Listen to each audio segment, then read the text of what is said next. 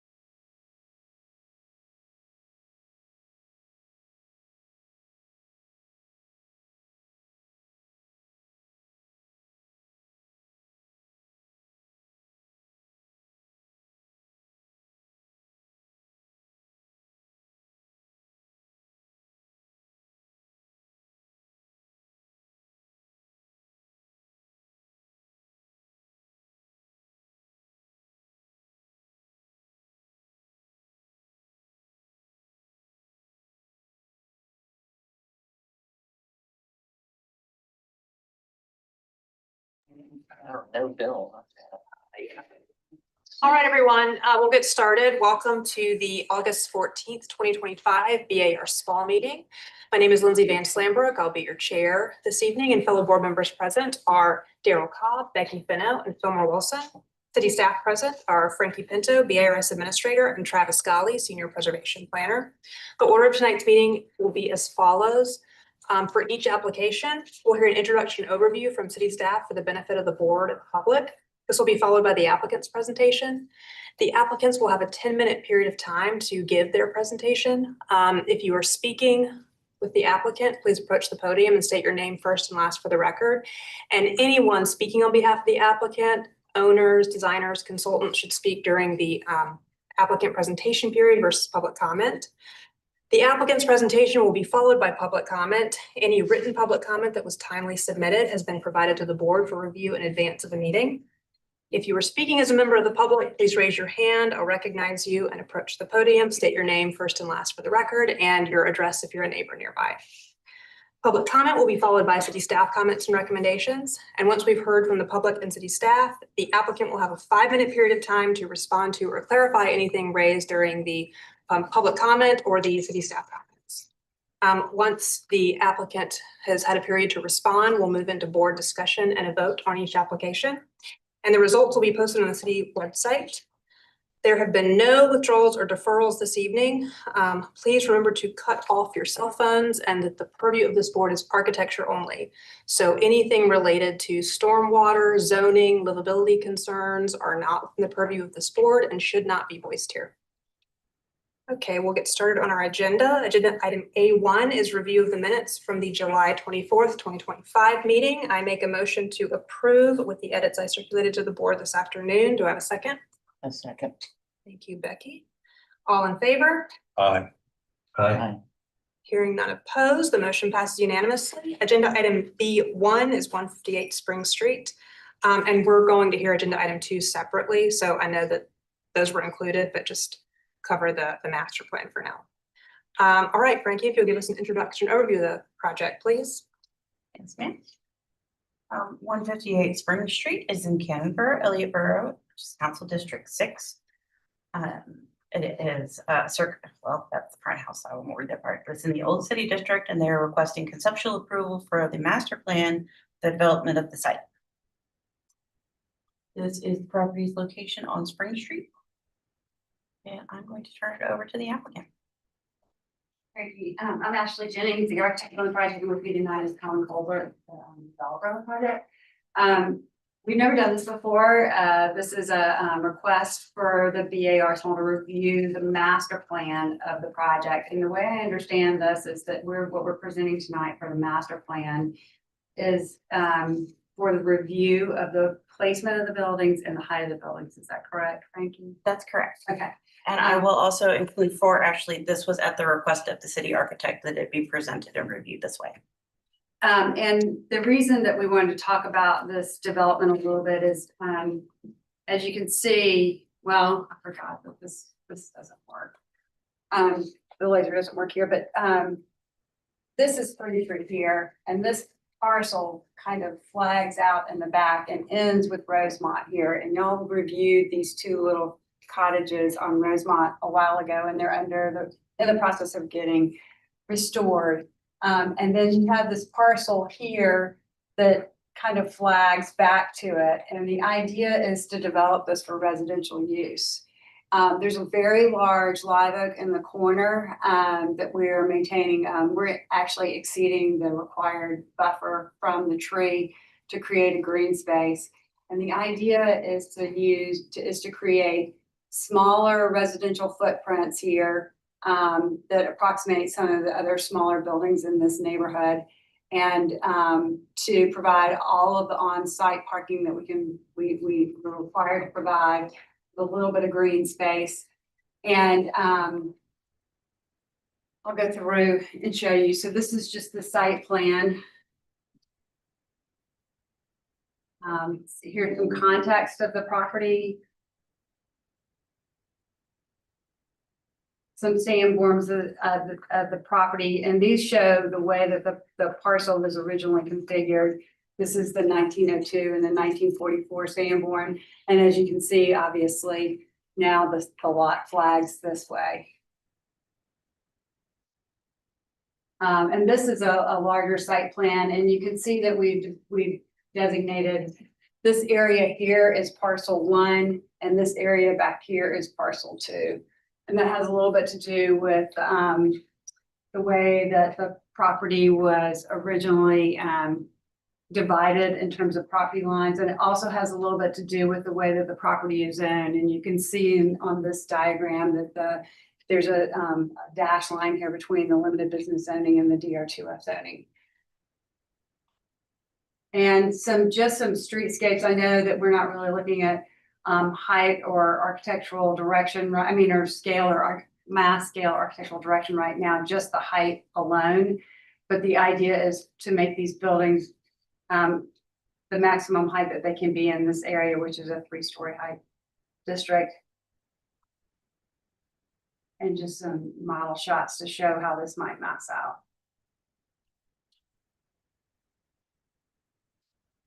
And if anybody has any questions. Can you go back Yeah, I didn't see that drawing. go back one more? I didn't see that drawing either. See Yes. The No, the next, height drawing. Oh, my, go ahead. It was in the Dropbox, it wasn't showing. this one, Which one? we didn't have that drawing, We didn't have the previous one, you just, but that one right there, this one. those houses are existing, right? These houses in the front are existing, so 1, 2, 3 are existing. This house is existing, so this area right here is existing. You're gonna review these 2 structures as part of the next application, and these are the proposed in the back. Right, and then the next one is the height. The one before that. Well, I'm sorry. 388, yeah, That's the one, we didn't Yeah. have that, right? Yeah. Didn't see that. It was in the Section. Dropbox instead of the image overview. Yeah, it's not in the image. Oh, we updated had to update the image overview. I think there was some confusion with the way things were named and. Okay, that's helpful. Thank you. On the line. I didn't find it until the last.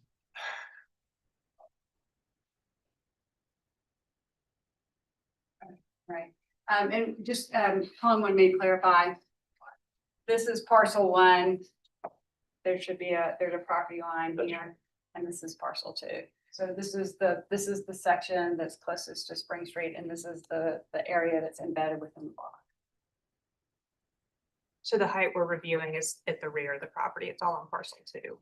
Right, the master plan, as you can tell, I guess to make it a little bit simpler for you, these buildings that are massed, that are, but not really detailed, these are the buildings that are part of the master plan. And the way that I understand it, and then these 2 will be reviewed in the next item. But the way that I understand it, once again, haven't ever done this before, is that you're looking at the placement of the buildings and the height of the buildings as part of the review of the master plan from a conceptual perspective.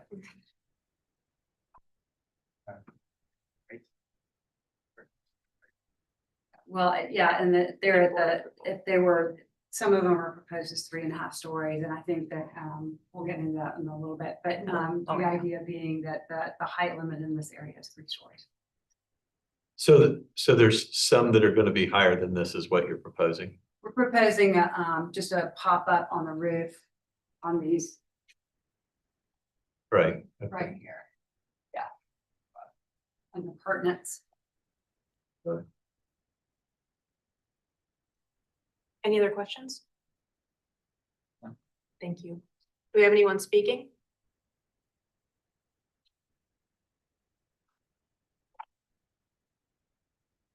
Joyce Pope, Historic Charleston Foundation.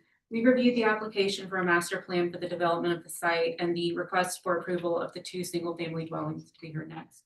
We'd like to be on the record that overall, we have concerns about this application and the 2 upcoming applications because we are seeing an increasing trend maxing out building sites in a manner that exceeds what we consider appropriate for the site and surrounding context, especially in terms of placement and height. Thank you. Is there anyone else speaking? Okay, Frankie, if you give us any staff comments and recommendations, please. Okay, so this is the kind of information I sent to you guys previously. I wanted to kind of use this to explain how we're reviewing this, since this board doesn't normally look at master plans. So just kind of observations. The applicant does have two parcels that they would like to treat as a master plan. The master plan is being reviewed, instead of having them bring each structure individually, as we want to treat the entire future context, or we wanted to present the entire future context to better understand this site. We're reviewing the master plan first for the height and the plan placement only, not for scale, mass, architecture direction. That is what we have asked the applicant to provide. The applicant will bring forth individual buildings as they're designed, and then the context of the buildings are going to be based on this site plan approval. With this review, you can either approve or deny the entire site master plan, or split this decision to parcels 1 and 2. Quick Parcels, question. yes. I know this is out of order. no, You said plan placement. So it's just building excuse placement. me, We're- building Buildings, placement. we're not looking at like, the landscaping No. or paint, okay. No, we're looking at the placement of these buildings and the potential height of the building. Okay. Any features that are shown on the building were just to give an idea of the height, so you didn't just have a block. Okay. The site plan is being worked out through TRC, and we would be able to review late. Where was I? Okay, so now I will say for the applicant that parcel 1, which is the 2 sister houses we have on the agenda next, those are subordinate to their context, though they've been included in this master plan. So it is for the overall height only. Oh, I missed one. Sorry. We want to talk about the visibility of the proposed structures. From Rosemont Street, some of these units, I, J, and K on the master plan are going to be visible. And then from Septima Clark, G and H would be visible. Going off of the site plan they provided and street views we looked at, there would be very limited visibility for units C, D, E, and F. Master plan is for the building location and the overall height. It's not inclusive of the balconies or anything like that. Those will be reviewed with each individual structure. And since the properties and the master plan is being reviewed by the board, you guys can decide with those limited visibility ones, if you want to have those come before the board, or if you are okay with them being reviewed by staff once you approve a height and kind of location. And then you go one more, Travis. The only condition that staff had was that we were not supportive of the appurtenances because that is above 3 stories. This is in the 2.5, 3-story height district. This property would be allowed 3 stories per zoning. And then if the applicant wanted to seek architectural merit to include the appurtenances, that would come separately with each individual one. They would need to request additional height and design accordingly. Staff recommendation is a conceptual approval with board and staff conditions. Thank you, Frankie. Ashley, did you want to respond to or clarify anything in the public comment or the city staff comments and recommendations? Sure. You want to say something? I might want to, I want Okay. to go first.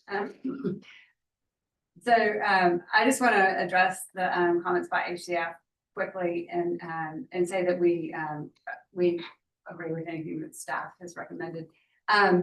This area, and we don't have a very good figure ground in this image here. I don't think, as you can see, traditionally, especially in 1944, this is a fairly dense area, right? And what we're proposing meets all zoning standards.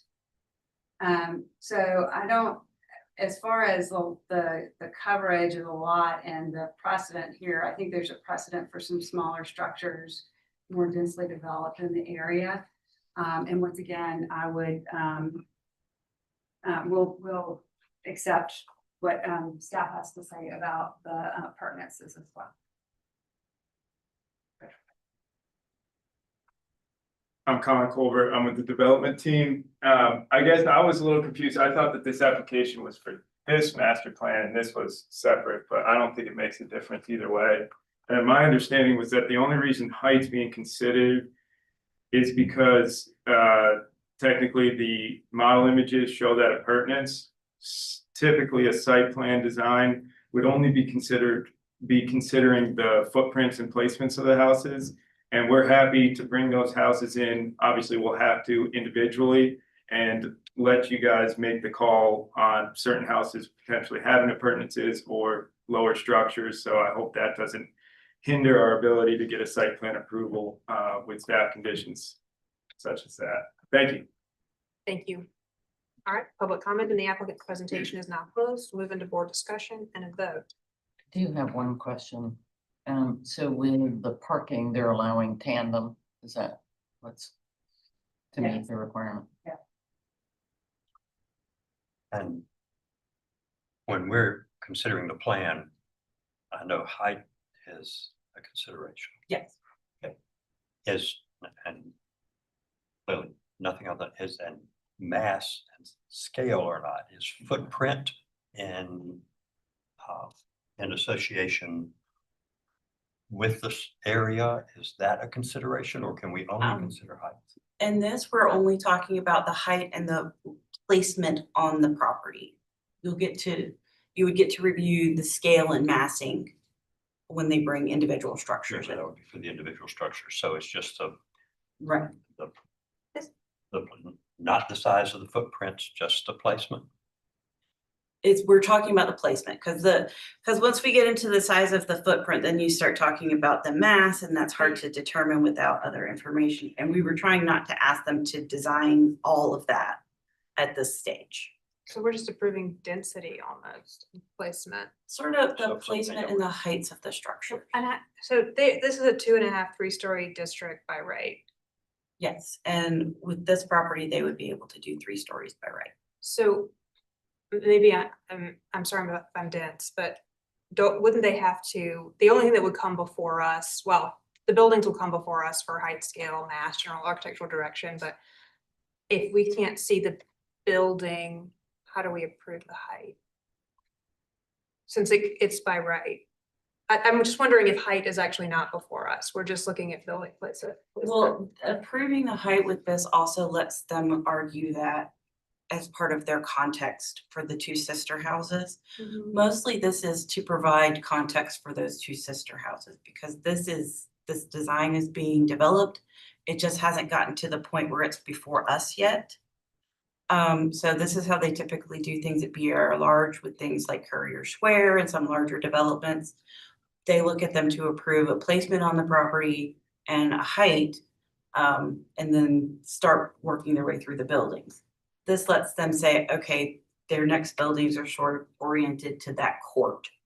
And it justifies that orientation as well. So the way I feel about it is, I think the master plan, like the locations of the buildings look fine. I think we'll have some comments, and this is where I don't know whether we're approving the footprint, because the footprint of the 2 buildings in red are too wide, right? They're not subordinate to the building on Spring Street. And we'll see those on the second. We will, but are we, and that's why we're asking, what are we approving here? Because I don't want to approve that footprint, because I don't approve that footprint. I think our motion needs to be very clear. So for example, we might approve density and orientation.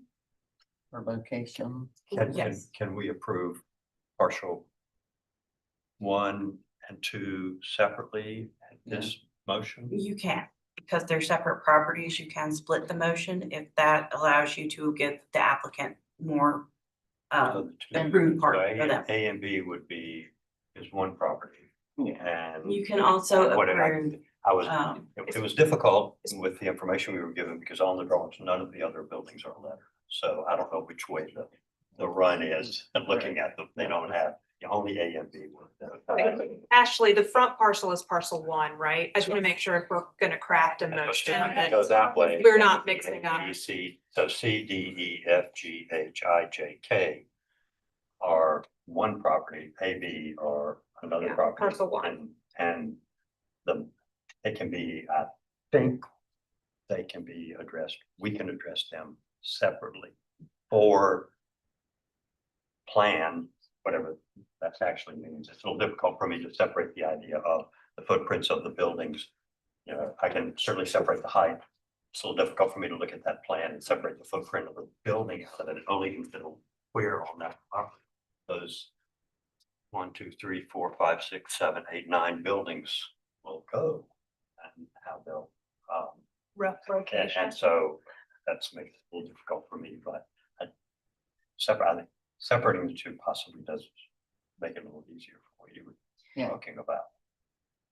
And I think generally, I'm with you. I don't have an issue with this. As far as orientation and the density of the site. Yeah. In fact, I think these are the areas that this is downtown especially. I want to see more density as they're doing here. That being said, Daryl, what do you think? I agree that I don't have an issue with the density. I don't have I struggle with the height though, because there's such Oh. small footprints. So the height is, let's go to the height issue. Yeah. Yeah. I'm struggling with that big time because Yeah. you can't talk about height without talking about mass and scale. They kind of go together. If it was a bigger footprint, then I think I have less of an issue with the height, but once it's so small and you're so vertical. They become rocket houses. Yeah. Little rocket building. They become little rocket And just because they're allowed 3 stories doesn't mean that BAR is Would gonna approve grant it. That's what the context. I don't know. So it's hard to rule on. Do Yes, we we're giving prefer 3 height stories when we can't see the context. Yeah, I think that's what I'm struggling with. It makes more sense to me to approve building placement. Yeah. Orientation, density, Yeah. than to look at height. Cause I think, yeah, I would have no problem with that. Me too. So I think we can rule on that apart. More than we have, I mean, and if I- we're gonna see the individual buildings anyways, I think we can rule on height at that time. defer height to the individual application. Yeah. With So we would- context. So what you're suggesting is we would approve partial 2 as to building placement. But not to height, Yes. because what we got said we were dealing with height. Is it building placement and orientation? Do we need to say that as well? Or those buildings, well, 2 of them are fundamentally square. Well, 1, 2, 3 of them are fundamentally square. The other ones are slightly rectangular in footprint, but probably, they might rotate one way or the other a little bit. There's not, with buildings that size and that kind of density, it's going to be difficult to do a lot with building placement and still maintain. So leave parcel 2 as to building placement, and what about parcel 1? If you were going to craft a motion.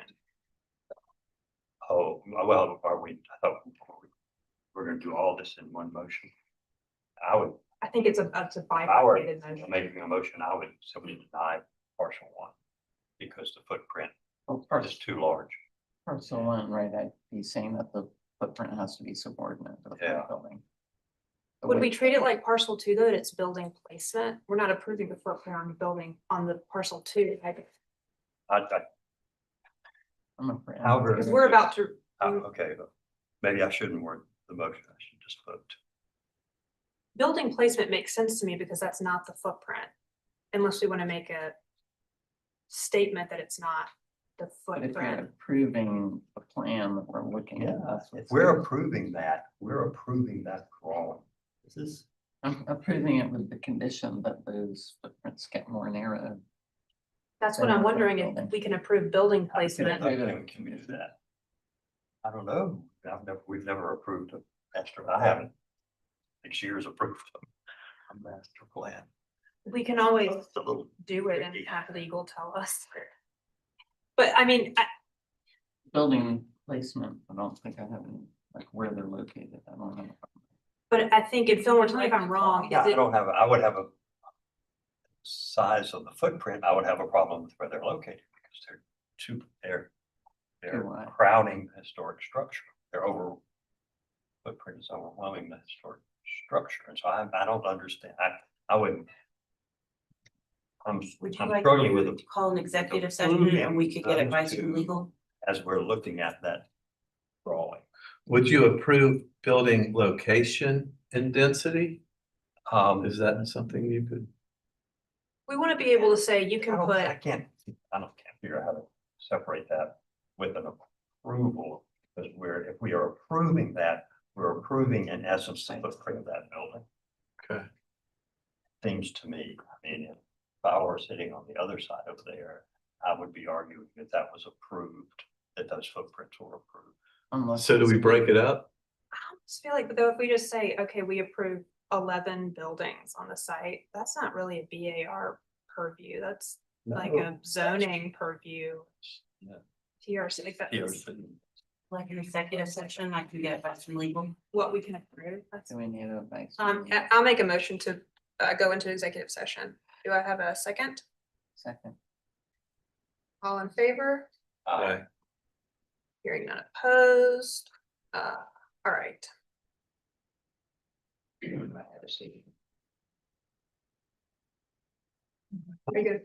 good?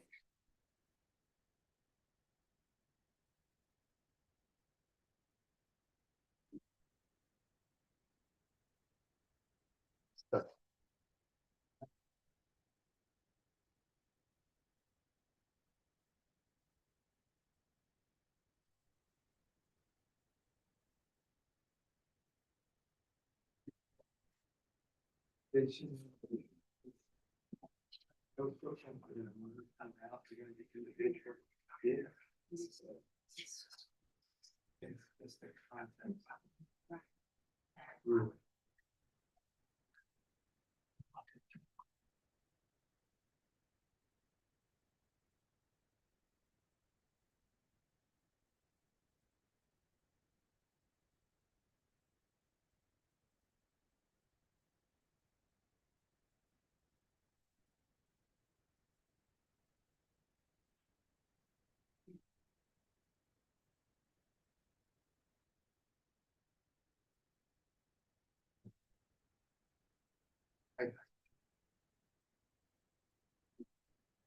That's what I was trying to tell them, don't do height, they just say, the height's pretty.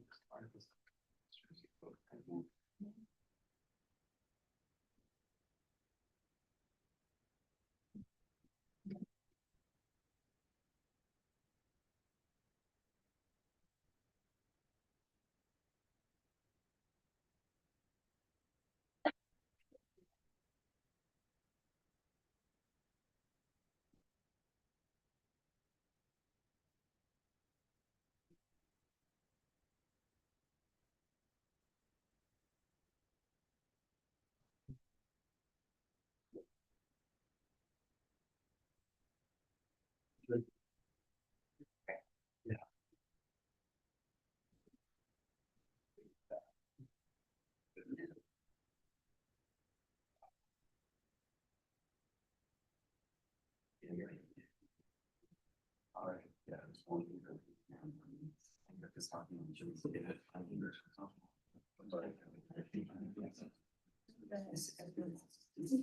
I think we're back to. Yeah.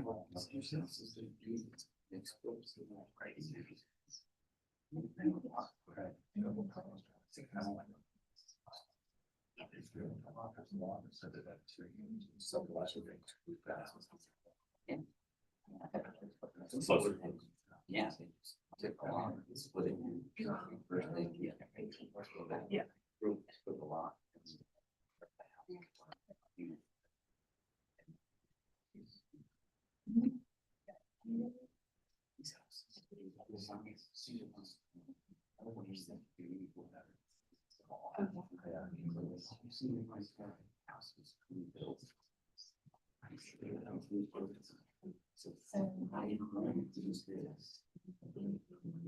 Right.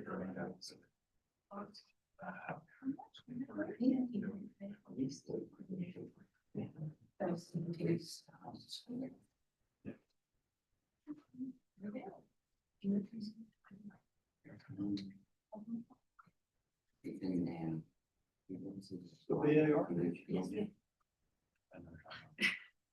houses down, there's the. Exactly, exactly. Yes. Yeah, it's like that. What you doing? It's gotta be with. Really what? Like, you know, houses are quantities, the rooms are. That's the phone. It's 3 stories. Yeah. Because this is what's most of the living border. Super narrow. Yeah, it's one's room. Right. I mean, it's essentially a trailer. Not a trailer, it is. The city, but the road, the cement is a cement through it. And small. It goes that behind my house. Yeah, but it's weird, like when trees fell on our house. You start from what was the school at the time, before they renovated the school. You got those fights about. The tree that was, the greatest tree is on our house currently. And it fell from the school property. Right. The neighbor property up on my roof. Yeah. My tree has hanging out. Now I have a tree on my. It's not their tree. Not the neighbor's tree. It's not the school's tree. Yeah, you should just squeeze it in the house. Sure. So if you help this man, you see a tree that looks like it could come on your house, you're like, hey, that tree looks bad. Or, yes. We're going on right next to him. You're at fault, right? You have to have that on record. Exactly. You don't do that beforehand, or the tree that you're guys. It's just your tree. And you go.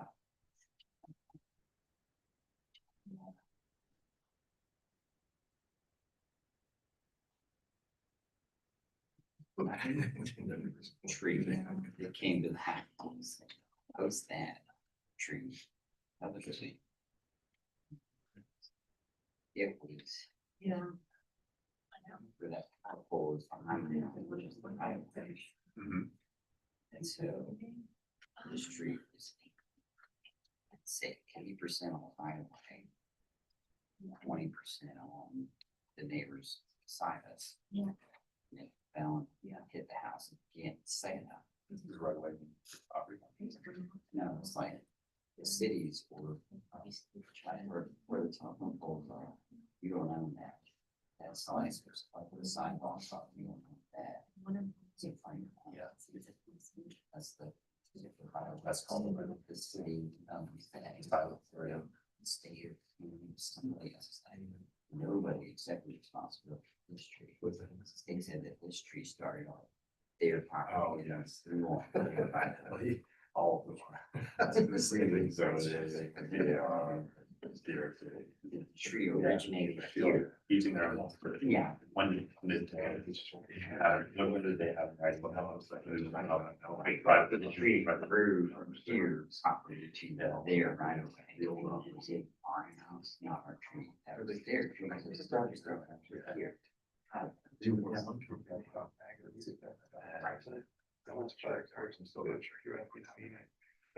was going out, so you're gonna be longer. Yes, first house, the first three ones.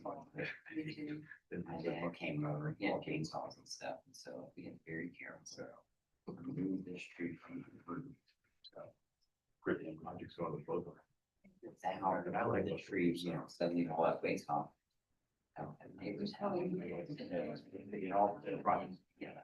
Right. Just leave it being very dark. Because it's kind of like. It's like. It's still not even.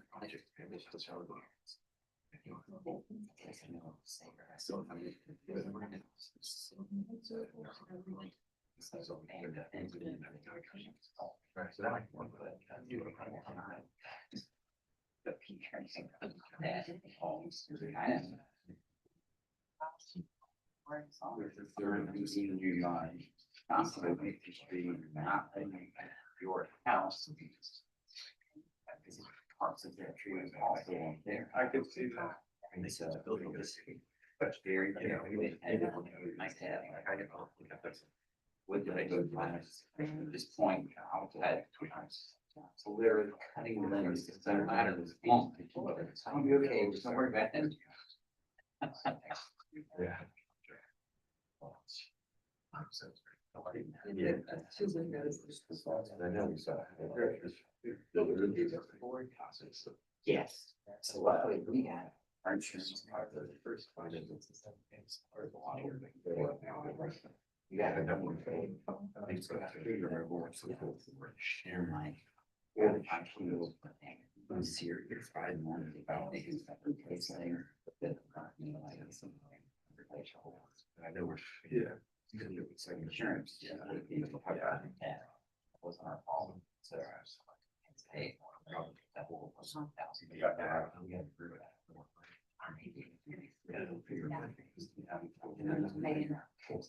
Yeah, no, I'm saying, I know just that he created. More of a head, but then you put dormers in there. I just saw. Yeah. I could. They have to replace the gutter blocks on that side. We still did this, technically, when it hit the roof, didn't do anything. It's kind of.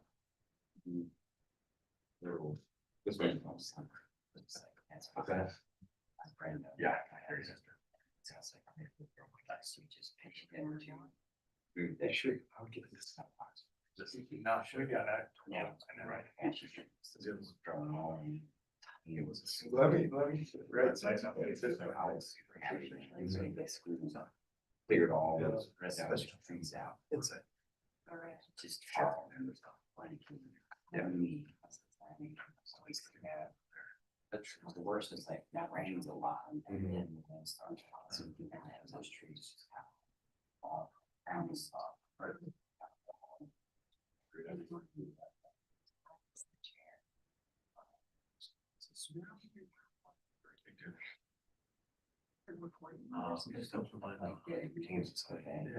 I got it. Like, what were you?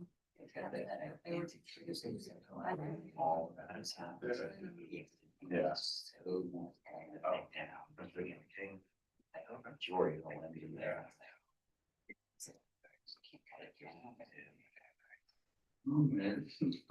Just confused. Just approval.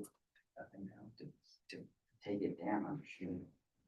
It's so big, but that means that's. I'm saying how much you can.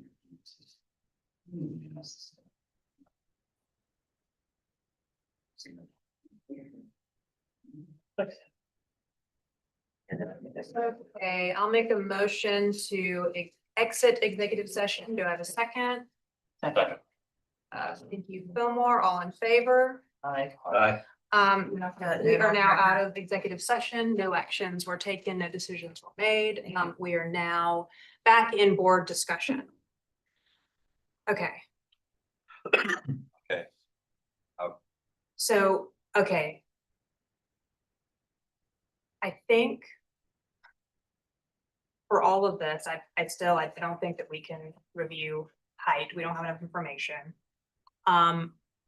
We are purely looking at building placement and the site plan that's in front of us for parcel 1 and parcel 2. So I will make a motion based on what I think we can do. So as to parcel 2,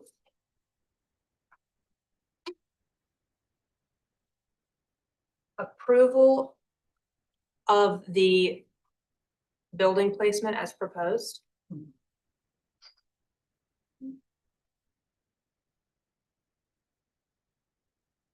And deferral of height.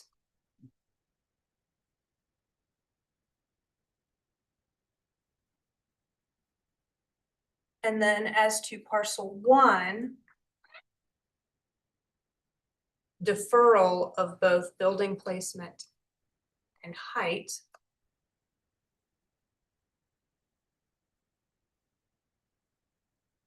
Okay, we'll vote on that. Do I have a second to my motion? A second. Becky, motion to a vote. Daryl, Yay in favor. Fillmore, In favor. Becky, Yay in favor. the chair votes to the majority and the motion passes unanimously. Okay, the deferral on parcel one allows you to still present parcel one so that we can review and comment on that. Okay, so agenda item 2, 158 Spring Street. Frankie, if you'll give us an introduction overview of the project, please. 1 second to finish my notes. Okay. Item 2, still in Canberra, Elliott Borough, Council District 6. This is a category 4, circa 1840 in the Old City District. And they are requesting conceptual approval for two new single-family dwellings. And this is the property's location on Spring Street. Thank you. Once again, Ashley Jennings on the project with Tom Colbert Development. What you're reviewing now is what we've been referring to as parcel 1, the 2 outbuildings behind this existing storage structure. The reason that we brought this to you as a master plan is to understand the evolution of the site and the way that the buildings framed the fort. So, move forward. Once again, this is the context. Some historic information about the density of the property previously. Once again, this is the 1902 Sanborn, the 1944 Sanborn. And this is the proposed site plan, and our proposal is to put 2 sister houses behind this existing structure.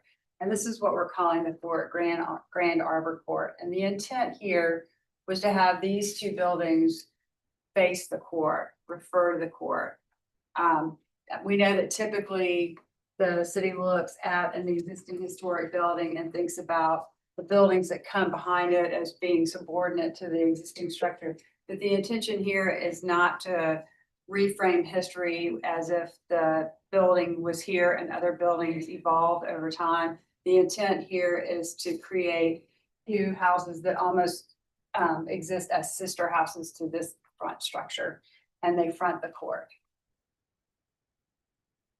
So you can see the basic floor plan here, it's conceptual floor plan. And these are the elevations. The intent was to orient the porch element toward the court. So the front of the structure actually fronts the court and not Spring Street, with siding and a simple shed roof over the porch and a gable roof over the remainder of the structure. And here you can see the side sections. I think that Ms. Beno marked it correctly. This building does eke out a little bit past the footprint of the existing structure in the back, just slightly in the back. But the idea is that these buildings are shorter than the existing structure. They are from a typology perspective, we're talking about a gable with a porch. And the idea is that these 2 kind of exist as sister structures to relate to the existing structure that's the front. And some shots of the model looking at those structures down this court, so you can see how they relate to the court here. This is looking from the back of the court back out towards the street. This is that element that's on the back side. You can see the gable, the end of the gable. And I can answer any questions. So they're subordinate in height, but not mass. That sounds correct, right? Is that right? Not the width. Not width. They're not subordinate width. I suspect that the footprint is about the same as the existing structure. Gotcha. It's just the way that they're oriented on the site. Okay. Yeah.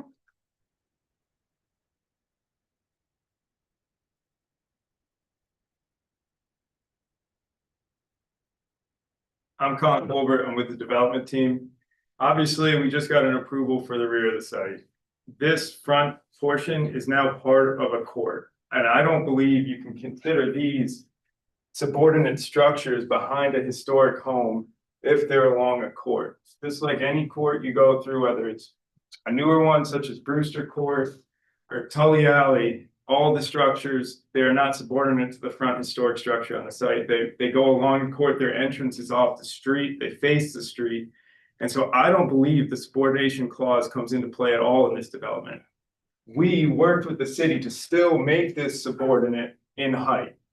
And I don't believe we're asking for anything out of the ordinary to extend the mass out along the backside of the building that's not very visible from any right of way. And quite frankly, I don't think we should be looked at as needing to be subordinate based on the context of this site with the approval from the previous application. Thank you. Any other questions? Do you have anyone speaking?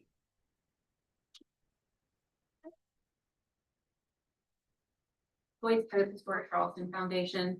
For the proposed project at 158 Spring Street for 2 additional residential structures, we appreciate that the buildings are subordinate in height. However, we are concerned that the massing and width remain too dominant and do not convey a truly subordinate relationship to the historic structure in the front. We recommend deferral so that the mass of the proposed new structure can be restudied. Thank you.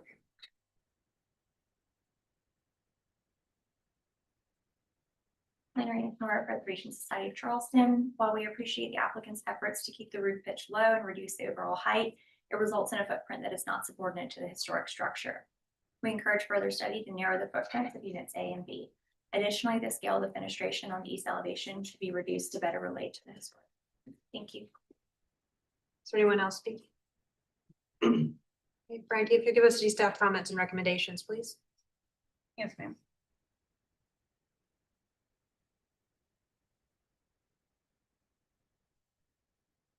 Sorry, I can't type very fast today. Applicant has been meeting with staff and the city architect and has addressed staff's concerns. Staff appreciate that the proposed design creates sister houses. Proposed sister houses are subordinate in height and differentiated from the existing house. While the sister houses are wider than the existing house, they are rotated to face the court rather than Spring Street.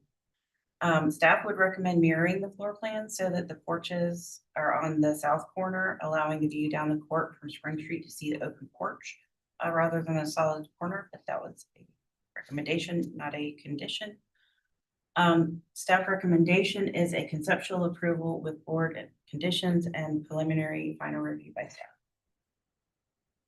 Thank you. Did you want to respond to or clarify anything in the public comment or city staff comments? Sure, I would just ask that the board think about the subordination issue here carefully, only because we are creating a court there. And you've already seen what the proposal is for the remainder of the court. And I think that Colin made some good examples of other developments that exist like this. The idea is for those 2 buildings to be part of the overall development, and not necessarily buildings that were the way that outbuildings kind of existed behind existing historic buildings in the 1800s. All right, public comment to the applicant presentation is now closed. We'll move into board discussion and a vote.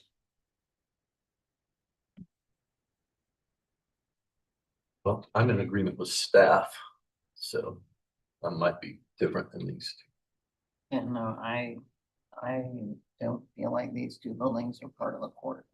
I I do feel well. like they're 2 accessory buildings on this property directly behind the historic building.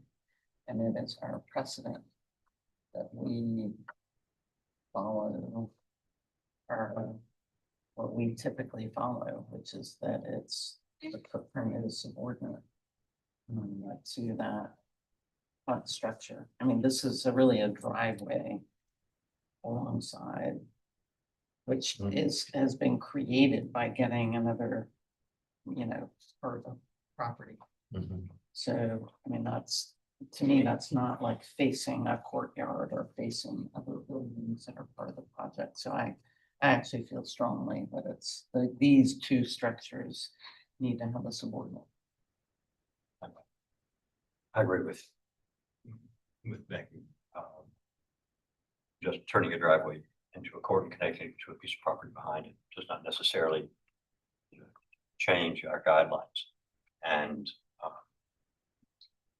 perhaps maybe if, you know, that's circumstances where properties were different and there wasn't, you know, that maybe there always was a courtyard, lane or a courtyard on that side.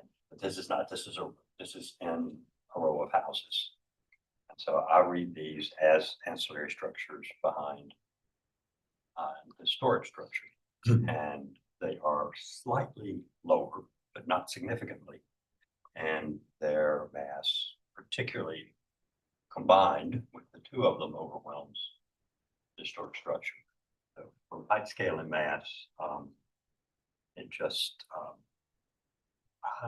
it just doesn't follow the pattern of subordination that's historically present. So I would support it. I think the architectural direction is kind of a different discussion with the height, scale, and mass. And so I think it's not acceptable.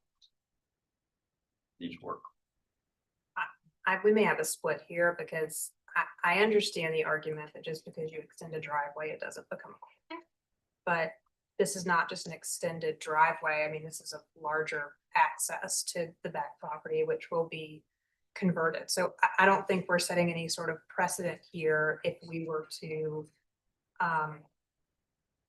if we were to not apply the subordination standard in this particular project, because I don't think it's an extended driveway. And I don't think, unless another project came before us like this with, you know, two or, I mean, we see even more houses that are, we view them as accessory structures in the back. But unless there was a parcel to the back like this one that was creating a small sort of enclave homes. So I'm in agreement with staff on this one. I feel very differently about this one. I do. Every property on Spring Street, we have mandated footprint and the height is subordinate to the historic structure. Are there other ones? No different than that. This particular parcel right here is not, to me, not part of the courtyard, not part of any courtyard. That's There's other properties on Spring Street that we've looked at though. Has there been a parcel behind that a courtyard has extended back to provide access? I think that's where I'm seeing this is different. I mean, if you look at the Sanborns and the pattern of every city, just, you know, it's the accessory buildings are, you know, back behind the buildings. So, and that's been our policy. I guess it seems pretty clear to me. Yeah, and there's a reason policy why we have that policy guidelines. That's it.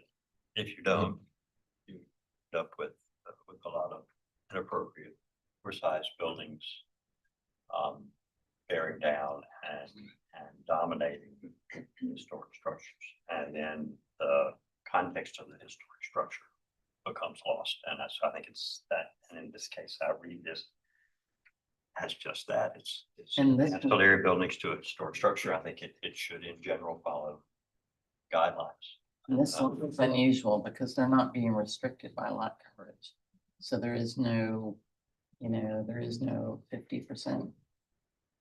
So that's, you know, I get it, you know, to try to max out the coverage. But I think you have to consider the historic context in the front part of the site. I think you have to respect the historic context. Yeah, I agree. I feel differently about the second parcel. Yeah, I feel differently about the back. So I would float a motion for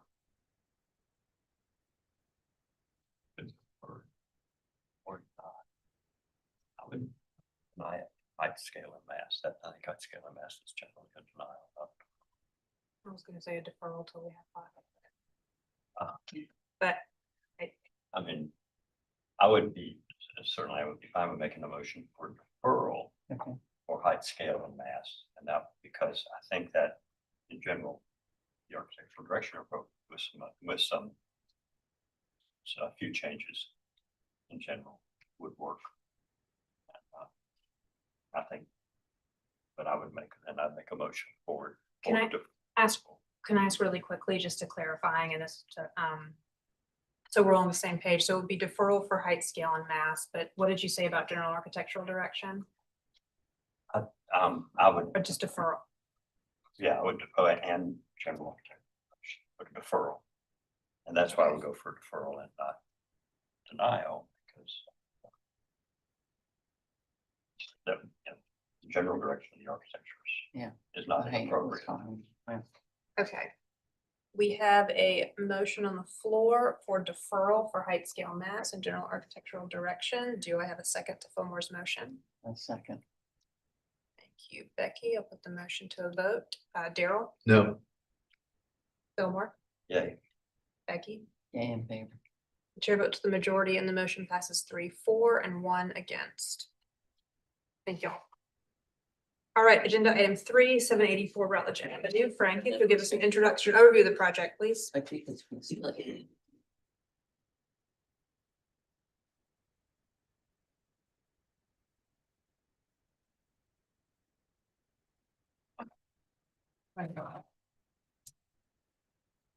Seven 784 Rutledge is in Central Council District 4. It is not surveyed circa 1925 in the Historic Corridor District. They are requesting conceptual approval for 2 new accessory dwellings. This is the property's location on Rutledge. And I will turn it over to the applicant. Thank you, Joel Adrian, Crystal Creek, 784 Rutledge. This is your second time reviewing the project. We can get to here, existing survey. Then above, you'll see that was our previous proposed site plan. Below is the new proposed on the bottom there. First review, the board had some concern about the location of the accessory structures in relation to the existing house. I had mentioned at the meeting that in order to get civil site drainage and all the work, I wasn't able to shift, not able to shift the structures all the way to the rear of the property. But what we did do was we reduced the gap between the 2 units themselves. And so if you look, you'll see there's an additional 5 foot, I believe it's separation between what was proposed initially, 7 foot 5 inches of separation. Now we're at 12 feet, 7 inches of separation. And I think that when we look at the site elevations from front to rear, you'll see that that 5 feet does make a big difference in separating the 2 new houses from the original. These are just elevations of the house that is currently on the property. Give you some idea of the architectural detailing in it. Some street site photos.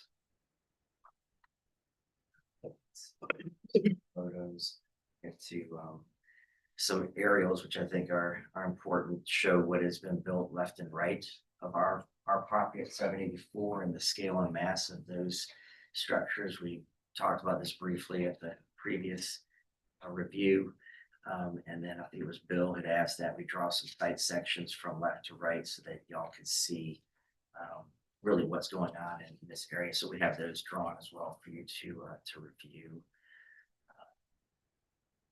Here we're looking at the floor plans and what was proposed previously and what's current. If you look at first floor, I think that's probably the major change, other than we did reduce overall width. You'll see that we're at 24 feet, so we took a full foot out of the width of the house from what was previous. But the big change is the front piazza. We had we had 2 bays on the second floor, only one on the first, really a partial on the first. And it was suggested that we restudy that area, so we did, and we removed some square footage, and our piazzas now stack first floor, second floor, and it as well made a nice positive impact on the plan. Here's our sections. We also had our initial design was roughly 2 feet higher than the total height, the highest ridge of the historic house. So we have brought that down, and that's all that's being represented here. As you can see that we reduced first floor height to 9 feet from 10, second floor height 8 feet from 9, and then pulled everything down so that we could get closer to being subordinate in overall height. Then there was also comments about dormer windows, squares versus rectangular. So we studied that, changed that. There was also comment about fenestration on the side elevations. You look at the top elevation, that's the previous right side elevation. The second floor windows are short, first floor windows. And so we did adjust those heights. And I believe that that relationship has been much improved. The other sides, you can see that double piazza is definitely an improvement from what you looked at before. Putting the corner board, even though it's a false corner on that rear elevation, certainly helps, with that massing look. And then this is the other units. The first one we looked at is the one that's closest to the house. This one is pretty much the mirror image on the back side. All the same changes were made to this plan that were made to the front proposed structure. And I'll get to what I think here are the site sections or elevations as you go through, and you can see top is what was proposed before, bottom is what we're currently at now. The proposed house is 1¼ inches higher from what we measure in height than the front house. But you can see that that separation, that additional 5 feet, I think made a nice impact. The overall, width and massing of what we're proposing certainly subordinate to what is there. And the opposite side of it, we'll get to. I think this and the next are really the important ones. So this is one that Bill had asked for. You can see 786 little brick house. And then what was built behind it, you have our house 784, and what we're showing in red are the only portions that if you're looking straight on and we're up and looking at it, not standing on the street, you're getting a real perspective of what you would potentially see protruding beyond the existing house. 782, you can see what was built next to it. And then if you really do the long street, you get to 772, and I don't know what's going on there. But we really feel like our proposed plan is subordinate, it is behind, it is meeting the standard, and in its context along that street certainly is a positive example of what we're trying to achieve at the VR level here. And then these are some nice little 3Ds that give you that perspective. If you're standing on the street and this one looking like you're not from street view looking straight on, you're not going to see that house over here. If you go down the road, you can see our proposed structures in the back. If you go past it, you're in front of 786, you catch a little glimpse. But it's not like there's this glaring view of what we're proposing in the back, which is what we have for both houses adjacent to our property. I think that's it. I believe that we listened to the board's comments from the previous meeting, and at the forum, I think that we've done a nice job of addressing those comments, and hope that y'all agree. Any questions for the applicant? Joel, the soffit height on the revised plans, it looks to be what, about 18 inches or 2 feet lower than the soffit of the main house. Is that about right? The second floor soffit, if you were looking at like the current proposed right elevation, sheet 15. Sheet 15. So yes. So if you look at if you look at this as what was there before is on top where fascia soffits were lining up, and now this is down because we took 2 feet out of the house. We took 12 inches out of the first floor, 12 inches out of the second floor to bring that down. And what is the I guess what is the plate height? Is there We've got a section. Let me get back to it here. So there, if you go to sheet 11, Got it. you'll see our proposed building sections. You can see those different Yeah. different blade heights. All right. And then you can see from top to bottom, it was 34'9" and Yeah. now it's at 32'9". That's all I have. Thank you. Any other questions? All right, thank you. Is anyone speaking from the public?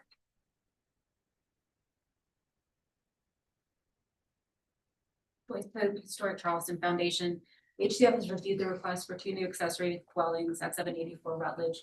We appreciate that the applicant has lowered the height. However, we believe it should be reduced further to ensure that the new construction is clearly subordinate to the historic structure.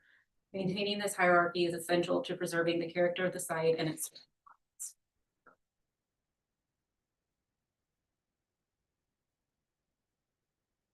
Planner and Consumer Representation Society of Charleston.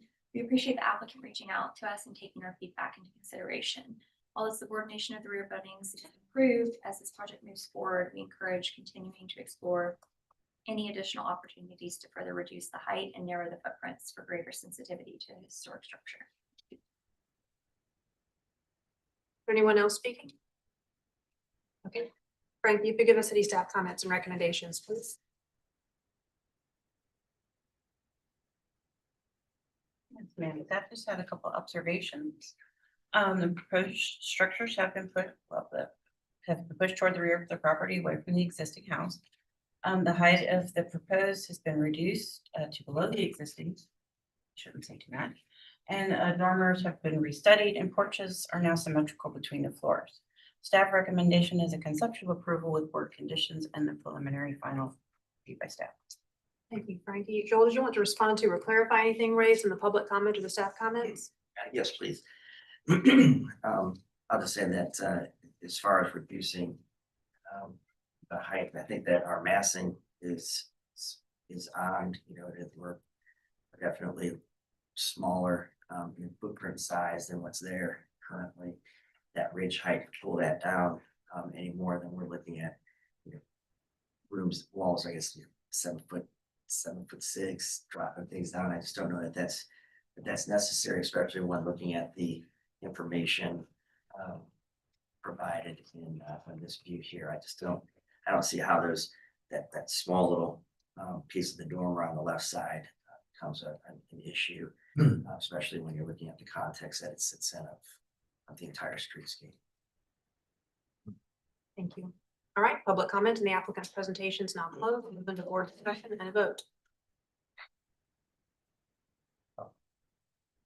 I'll admit that there's a lot of inappropriate Yeah, that's helpful. stuff in that area. Most of it was done before that. And so I think saying that not considering a really high scale and mass relative to the historic structure is not appropriate because of what's there is not really a valid argument, because a lot of that was done before I think the board actually had purview. So I appreciate the fact that there've been some architectural changes, like the dormers are better than vertical, putting some more verticality in those dormers, but it proves that, and I appreciate the change in porches. Still think even as tall as the front building is not right. And I think that the mass of those buildings relative to the front building, particularly combined, if it was one building pushed further back and a little lower, it might be fine, but two of them together, they're still very close to the front house. They're still they still do protrude past the plane of the front house, and they are the ridge is as tall as the front house. I'm not going to be inconsistent. I would not have supported that on the last application. I would not support on this. I'm in agreement with Bill Moore and the Preservation Society and the Historical Society. I think they're timidly subordinate, but that's me having to blow it up on my iPad and look at it. I think it needs to be a little more subordinate. Yeah. I understand it may be difficult, there is to push those buildings back some, but moving them a little bit more, if possible, away from the house, do a lot to make that respect.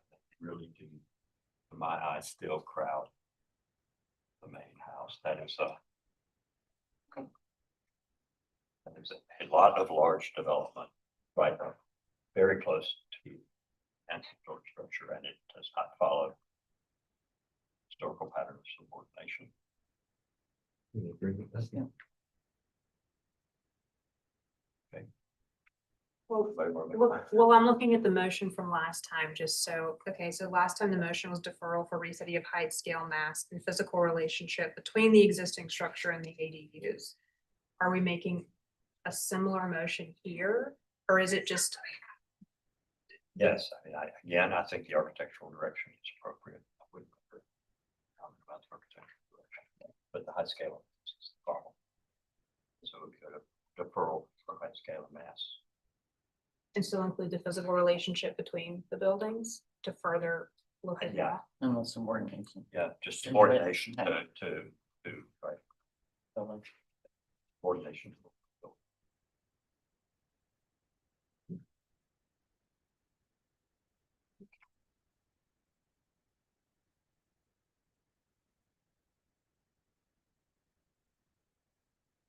So Becky, did you make a motion? I make a motion for deferral of For, I have for restudy of height, scale, mass, and physical relationship between the existing structure and ADUs and subordination to the front house. Yep. All right. Do I have a second to Becky's motion? That's it. All right, motion for vote, Fillmore, Yeah, in favor. Becky, yeah, in favor. Daryl, Yeah, in favor. the chair votes to the majority and the motion passes unanimously. Thank you, Joel. Thank you all. Thank you.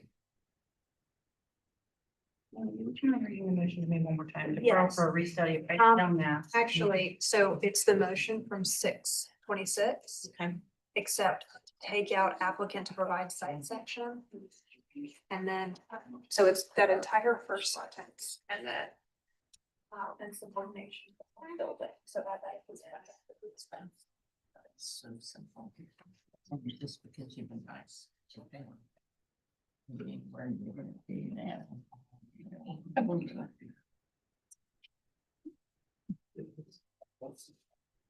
Okay, agenda item 4 is 188.5 Cummings Street. Frankie, if you'll give us an introduction overview of the project, please.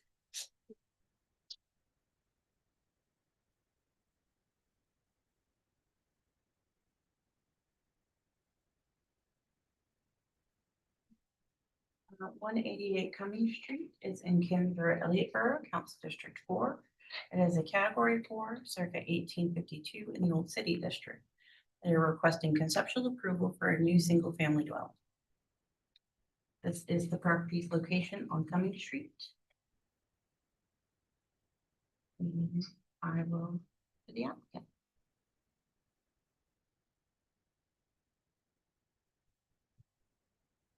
Hello, Neil Stevenson here, representing the owner, and I'm actually, this is not a project of, I'm working with the group who's doing this, so I'm here more to just present and to take notes and answer questions if I'm able to. This is the proposal to build a house in the rear of this property. It has received zoning approval, and so you are here to just get your blessing. There we go. It is behind a historical house. Here's the property. It was originally thought of as an ADU, but it is really a separate house. And again, there's the zoning approval for the footprint and the height and size of it. But there to answer any questions if you have any. Any questions for the applicant? Thank you. Do we have anyone speaking from the public?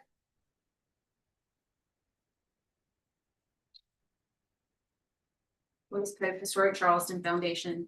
HCF has reviewed the request for a new single-family dwelling at 188.5 Cumming Street. While we do not object conceptually to the construction of a new single dwelling, we believe that the proposed structure is too large and does not allow adequate room on site for car maneuverability.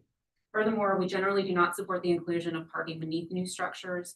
At minimum, the proposed dwelling should adhere to the guidelines outlined in Elevating Historic Buildings Policy Statement. We are especially concerned about the completely open ground floor, which is more characteristic of beach housing and housing in the historic district. We respectfully recommend deferral of the application for the applicant to restudy the height, scale, mass, and architectural direction of the proposed new dwelling. Thank you.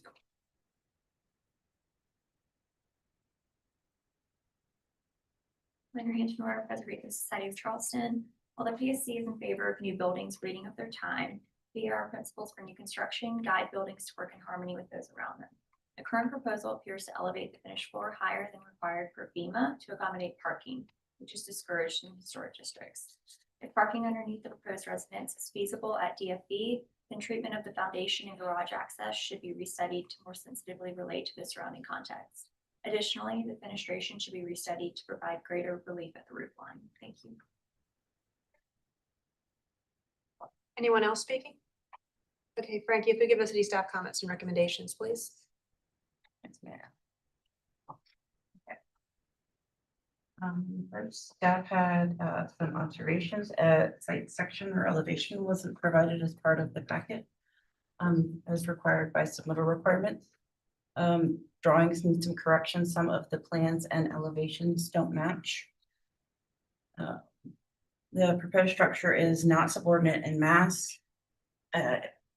It is elevated 3 feet 9 inches above design flood elevation. BAR does not typically support additional height for under, and parking beneath structures is strongly discouraged. Also, street facing garage doors are against BAR principles. Foundation components should complement the facade features such as visual supportive columns, solid foundation walls under the main body of house, especially at street front, and using traditional masonry elements. The size and frequency of windows is one of the most significant visual characteristics of the building. They should provide repetitive rhythm horizontally, but not too repetitive vertically. Staff conditions for is to restudy mass, lower the finished floor to DFE. If the board does decide to approve above DFE, the garage door should be carriage style or restudied. Foundations should be solid. Metal roofs are to be hand crimped, traditional standing seam, and restudy window placement frequency and light pattern. Staff recommendation is a deferral for restudy with board and staff condition. Thank you, Frankie. Neil, did you want to respond to or clarify anything in the staff comment or the public comment?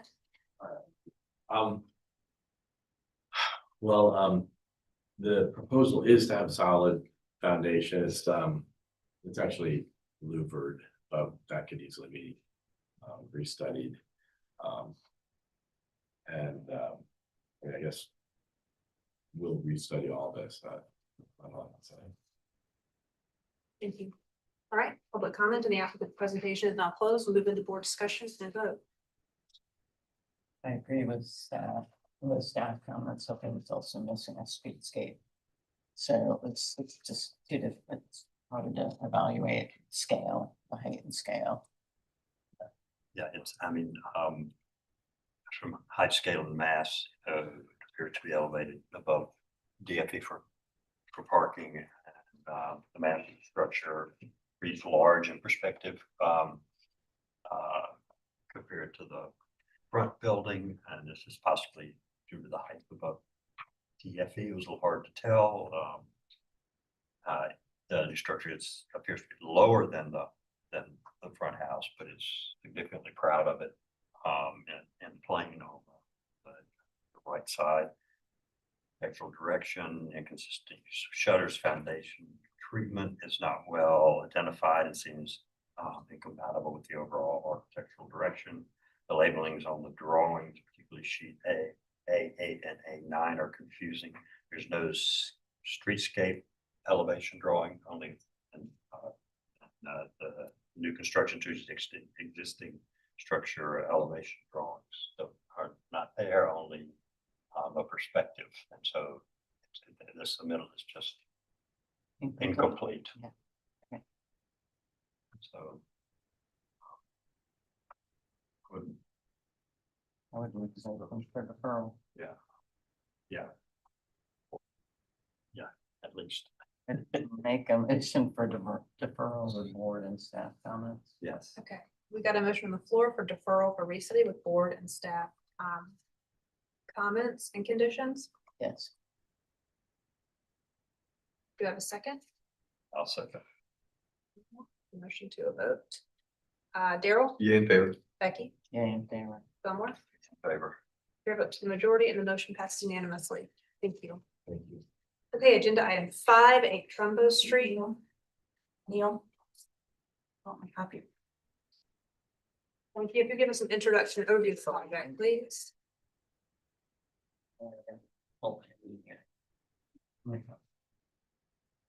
Okay, 8 Trumbo Street in Charleston Village, Council District 8 is not rated circa 1870 in the Old Historic District.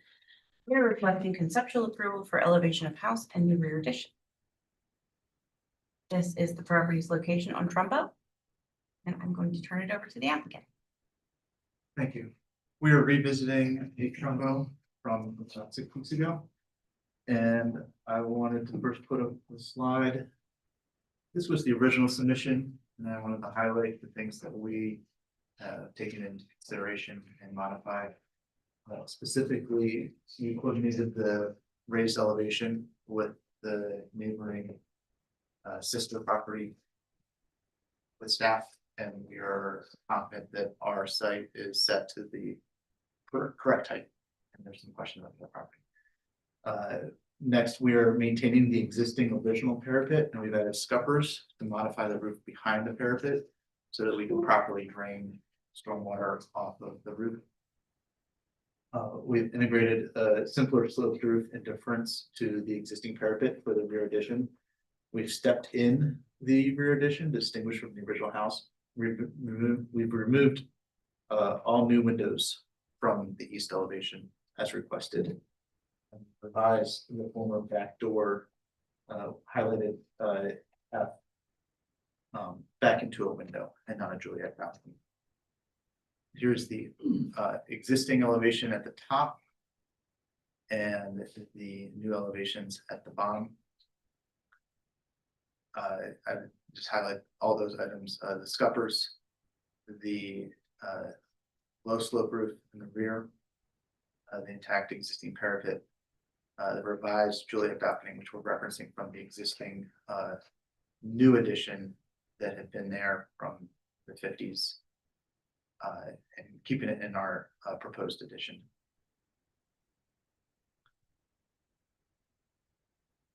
The rear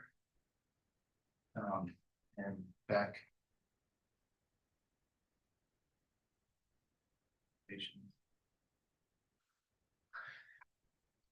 and our interior plans, but I don't need to go through them all. If you guys feel comfortable having conversation and discussion based on the updates.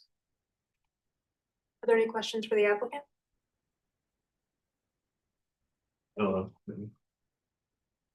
Thank you. Is there anyone speaking? Yeah, I'm sorry. I had a couple. Absolutely. Are all of the windows being replaced? We're currently proposing to replace all the windows because there's a significant amount of damage to most of them. They were deferred before our purchase of the property. Do you, are the windows, the current existing windows, are they historic? Are they original to the They are house? original. They are original. Most of them have had or splices done to them, or even plywood screwed in to cover gaps. We are not opposed to restoring windows that are in good condition, but as a blanket, I want to propose that if push came to shove, that we would want to replace them in kind with the proper windows. Thank you. Any other questions? Okay, thank you. Do we have anyone speaking from the public? Our Preservation Society Charleston, I would just say that they're taking replacement of windows on the main body of the house. We would be encourage. Okay. Anyone else? All right, Frankie, if we give us city staff comments and recommendations, please. Staff had a few observations. One that wholesale replacement of windows is inappropriate. Chimneys are a character defining feature and should be retained. And the roof line of the addition has been altered per previous board motion. And there's also a screen door proposed that's inappropriate for a main entry. Staff conditions are to submit a windows schedule to determine which windows need to be replaced versus repaired. Should submit a shutter schedule to determine which shutters need to be replaced. It looked like all of them were being proposed replaced. On the west elevation, the second floor window in the addition should be differentiated using different proportions or light pattern. Restudy the stair detail to be more cohesive with the foundation, and the foundation shutters on the street facade should not be applicable. Staff recommendation is a denial of the chimney removal, the wholesale window and shutter replacement, and conceptual approval with board and staff conditions and preliminary and final review by staff of the remainder. Thank you, Frankie. Did you want to respond to or clarify anything raised in the public comment or the staff comments? Yes. Could staff clarify a little more detail about their comment on, is this the front stair? The new front stair to the main entrance? Yeah. Okay. Our inspiration for that, it was a direct pull from the original proposal done by the former board member, Julia. And I'm open to all suggestions, but we felt like we were using an already approved and fully sanctioned design. So if we, I was happy to discuss it further. Absolutely. And they might disagree with me as well. Yeah. The chimney is not realistically visible from anywhere on the street, and it's not existing on any of the other sister properties anymore. This is the central chimney, not the front chimney in the front living room. This one is actually, 3/4 way back in the, I can bring it up and show.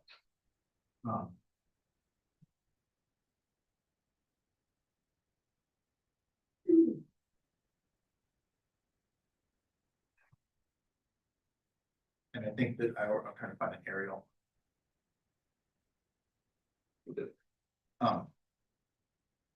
The chimney in question is in the rear in the central portion of the house. The elevations, I think, exaggerate its visibility. But you'll also know, none of the sister properties have maintained that chimney. It is no longer operable.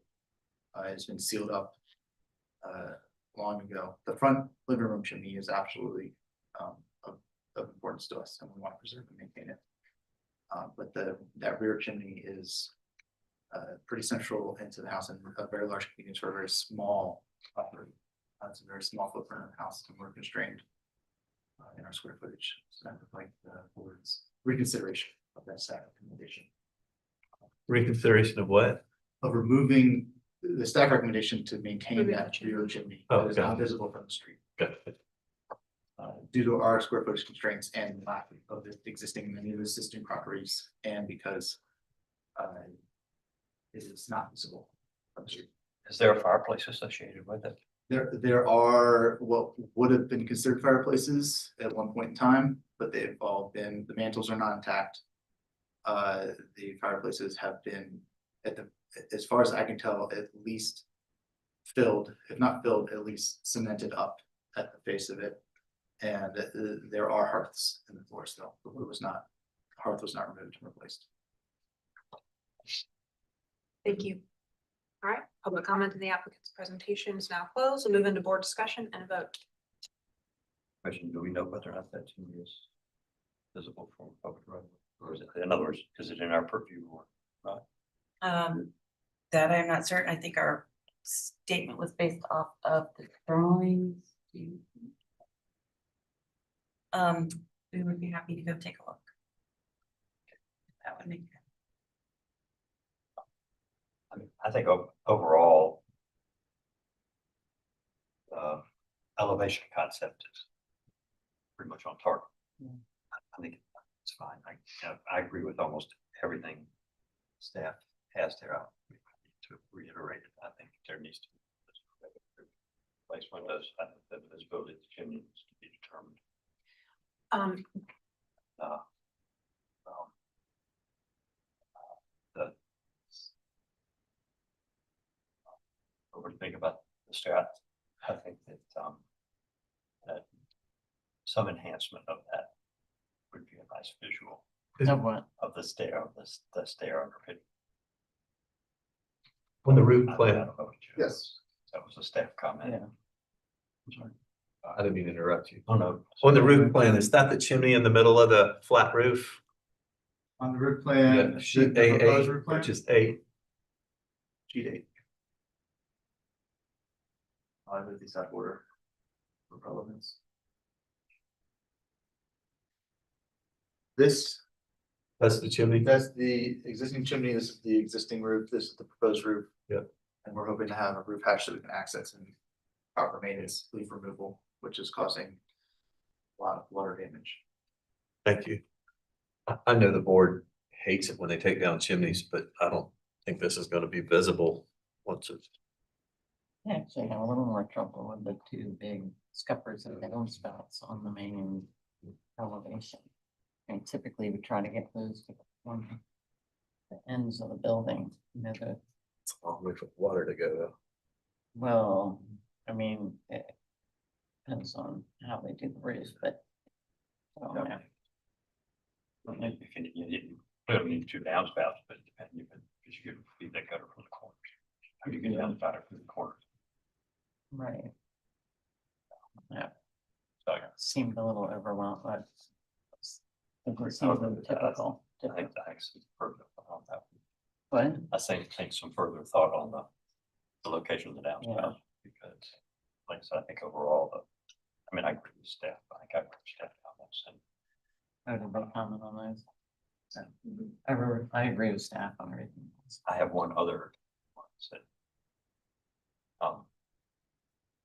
may not be particularly visible, but I think it would be much better if that little shed roof on the addition did not land on the parapet. If it landed just below the right, it looks like in elevation, right?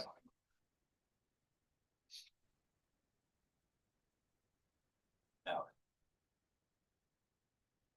Yeah, it seems like it. it would be much Come better if off it the landed just eave below or the under the parapet. eave. Yeah, May I respond to comments to those questions? Only if there is a question from the board. Would you have a question about the parapet? No. I don't think it can come in under the parapet because of without lowering the roof height. it looks like high, hard to tell, Oh, but that's a good point. I can probably- see everyone. We dropped it a little bit. That's good. Yeah. We have some consensus on a motion. That's.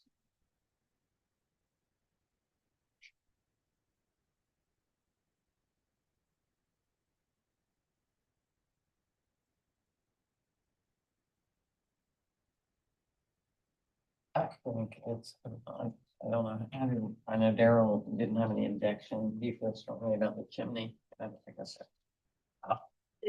Well, what I would like to know whether or not it's visible. If it's not visible, it's not in our purview, but that was clearly an original chimney. It's associated with existing fireplaces, even though they may be in terrible shape. And the idea of pulling chimneys and having purview over the associated fireplaces, but the fact that they're there indicates that this is an original chimney. I would just want to know whether or not it was in our purview. I think we can make that If part of it's the motion. not in our purview, it's not in our purview. Make a motion. Okay. I make a motion for approval with staff observations and conditions.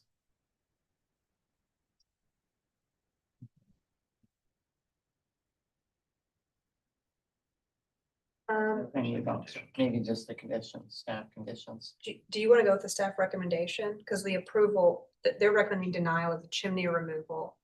Well, I think we have kind of a condition there, which is denial of the chimney if it's visible from this public way. I think we are also want them to lower the eave of the back addition to the eave or below the eave of the existing house. And I think they should reconsider the gutter placement, gutter and the scupper and downspout placement to be at the corners of the building.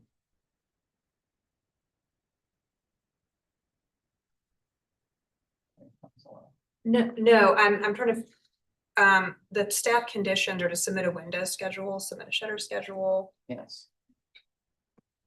Submit a shutter schedule. Okay, so, Windows be differentiated. all right. Approval with staff conditions and observations, denial of the chimney removal if visible from the public right of way.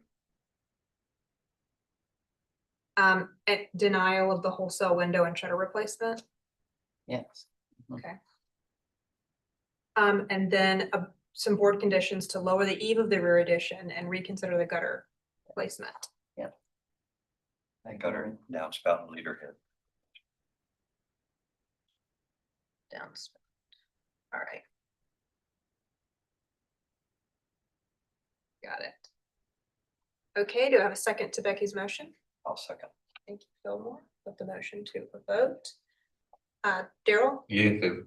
Becky, Yeah, in favor. Fillmore, Yeah, in favor. chair vote to the majority and the motion passes unanimously. Thank you. The staff has a clarification. What's that? Was just clarification, was that with final review by staff or is it to return? I think it's final. Final review by staff. Just wanted to make sure. Okay, agenda item 668 Bogart Street. Frankie, could you give us an introduction overview of the project, please? Thank you. 68 Bogart Street is in Cannonboro, Elliott Borough, Council District 6. It is a category 4 circa 1885 in the Old City District, requesting conceptual approval for a rear addition. This is the property's location on Bogart Street. And I will turn it over to the applicant.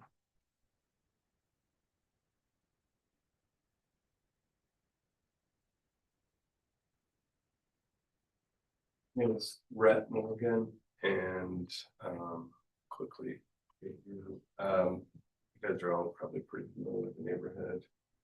Skip through that. So the history of the structure, the original single house was built in the 1800s and there was an addition around the turn of the century to the rear. Just some context. This is the property. And some similar additions throughout the neighborhood. All right. So you see the addition, it's shaded in red to the rear. Got a pretty deep hyphen, 4.5 feet to delineate between the addition and the existing structure. You know, we're stepping in an additional 6 inches from the existing as it transitions from that hyphen to the addition, and then further step back as the addition goes towards the rear of the property.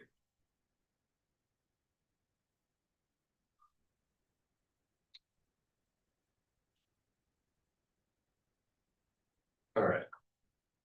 Not really any changes proposed in height, scale, and mass to the streetscape. Pretty minor details is really the only adjustment there. So at the rear, bottom right, image is what we have proposed. You can see where we're stepping down also in height from that 1902 edition, a little under a foot, and then over 2 feet from the original historic structure in the front. And you can also see where we're stepping in on the sides. This the west elevation, so you can see how we've broken the massing through basically 3 volumes, the hyphen. We've got this hip volume that projects out, and then the massing further steps back in with this family room office addition at the back. And this is the east. Again, just showing the addition stepping down, clearly differentiating the addition from the existing hyphen, proposing a change in the material there at the hyphen to even further delineate the two. A couple of things on the east. We are proposing in that 1902 edition two new windows, essentially to get light into those spaces and some egress in that bedroom. And then there's one non-historic window on the ground floor that we're proposing to replace with an in-kind true divided light window, just to clean up the facade there. Just some sections so you can see how the heights relate.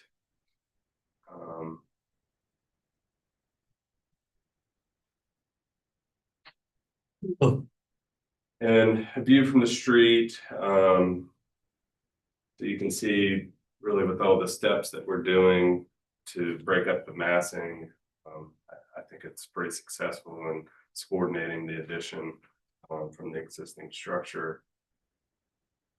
Another view from the east. And this one isn't really anything you would see, but I just wanted to present this so you could kind of get an idea of the architectural direction and the breaking of the massing and the scale with the addition there.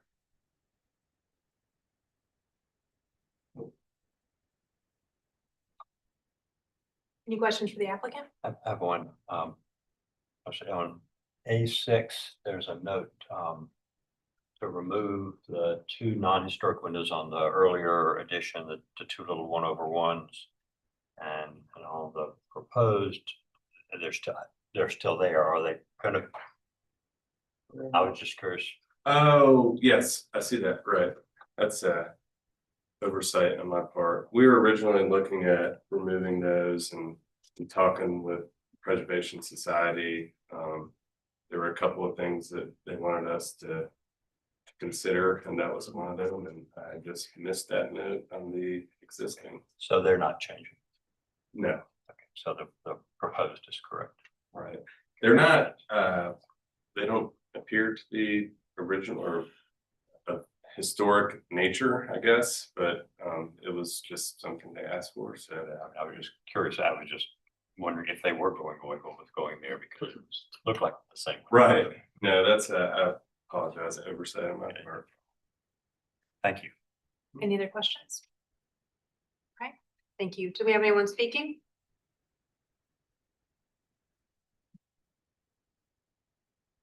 Joyce Pope, Historic Charleston Foundation. HCF has reviewed the application for 68 Bogart Street, and we appreciate the opportunity to review the plans with the architect. Overall, we are in support of the proposed modifications to the house. However, we respectfully request that the proposed addition be reduced in width to be more clearly subordinate to the historic structure and so that it remains distinguishable when viewed from Bogart Street. Thank you. Do we have anyone else speaking from the public? All right, Frankie, if you give us any staff comments and recommendations, please.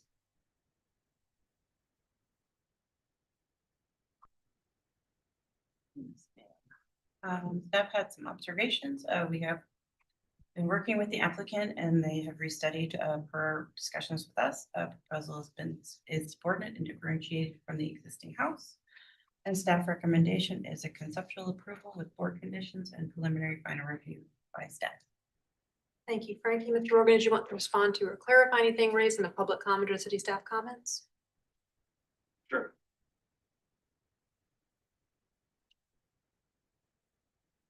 Appreciate George Charleston taking time to speak with us about it, and you know, we spent a lot of time studying different additions around the neighborhood, and then weighing that with the programmatic needs of the homeowners, and you know, we did make some additional changes to step the massing in, and to me, it feels pretty clearly differentiated when viewed from the street. You know, I think we've done some measures, and really anything additionally, my client felt like they were gonna have to rethink their program. So, and we also felt like it was successful the way that it was. So, thank you. All right, public comment and the applicant's presentation is now closed. We'll move into board discussion and vote.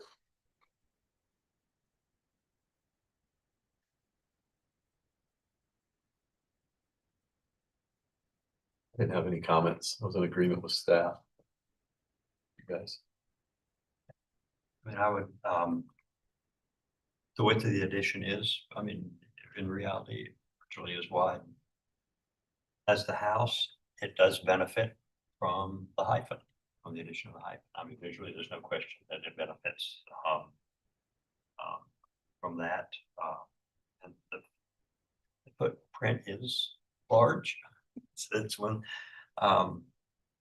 thing that really caught my attention, and my question just board members is, you know, I mean, that the hyphen, the root, it is lower. It is not a lot lower, but I think it's reasonably lower than the ridge of the main house. So is the hyphen, which is certainly a nice detail. Is it sufficient to kind of overcome the rather large addition? The issue with the fact that the footprint of that addition is pretty large. So I am and this cementous siding appropriate for an attached addition to a main historic house as opposed to a standalone new construction. Those are my only comments, and I am certainly not totally committed one way or the other. I was gonna specifically ask you about the siding material and that passed.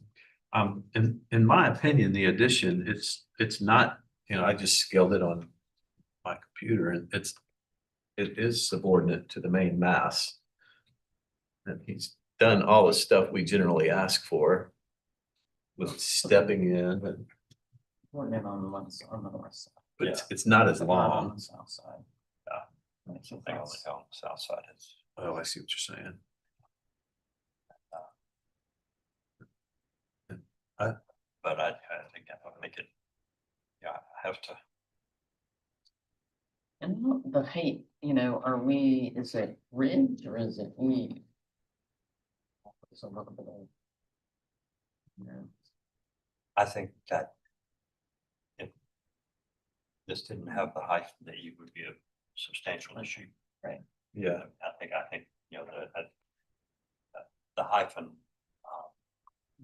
being reasonably sized, I think, helps to some degree with those issues. But if that's certainly if that addition, I think we're closer to the main house that you would be, the height would be significant. Yeah. Yeah, I agree. The separation visually helps it. Yeah, the hyphen's nice. It steps down and then it steps back up again. And I realize the soffits are somewhat aligned, but the ridge is lower. I don't think it competes with the main mass on the west elevation or any of them. East elevation. Again, I think it's handled very nicely.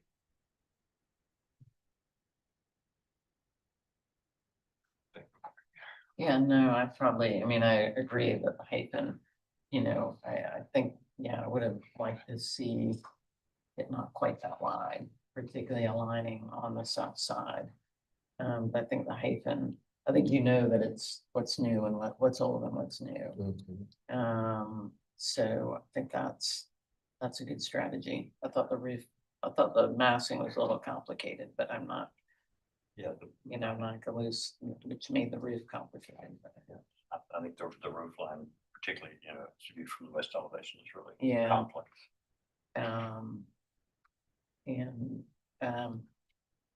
think that lights on the doors are not appropriate, but, I think, I think the hyphen sort of allows it to be the size it is. And I think, it's the back lap siding. Is that what we're discussing?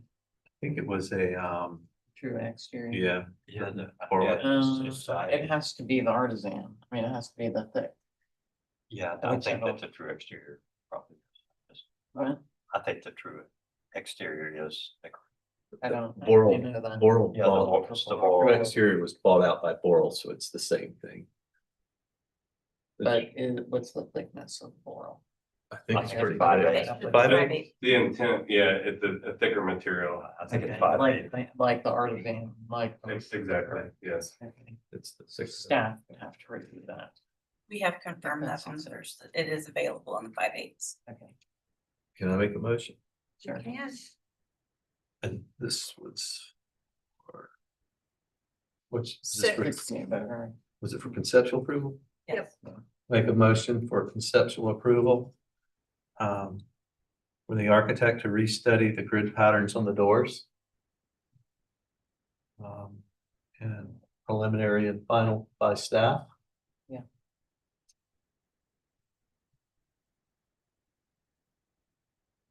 All right, we have a motion on the floor for conceptual approval with a board condition of the architect to restudy the grid patterns on the doors with preliminary and final review by staff. Do I have a second? A second. Thank you, Becky. I'll put the motion to a vote. Fillmore, Yeah, in favor. Daryl, Yeah, in favor. Becky. In favor. Chair vote to the majority and the motion passed unanimously. Thank you. Okay, agenda item 37 Montague Street. Frankie, if you would. That would be a really long I agenda. was gonna say, wow. Agenda item 37. Frankie, if you give us an introduction and review the project, please. 37 Montague is in Charleston Village, Council District 8. It is not rated circa 1870 in the old historic district. They're requesting conceptual approval for fenestration changes, removal of porch infill, and this is the property's location on Montague. And I will turn it over to the applicant. Yes, hello, David Richards, architect.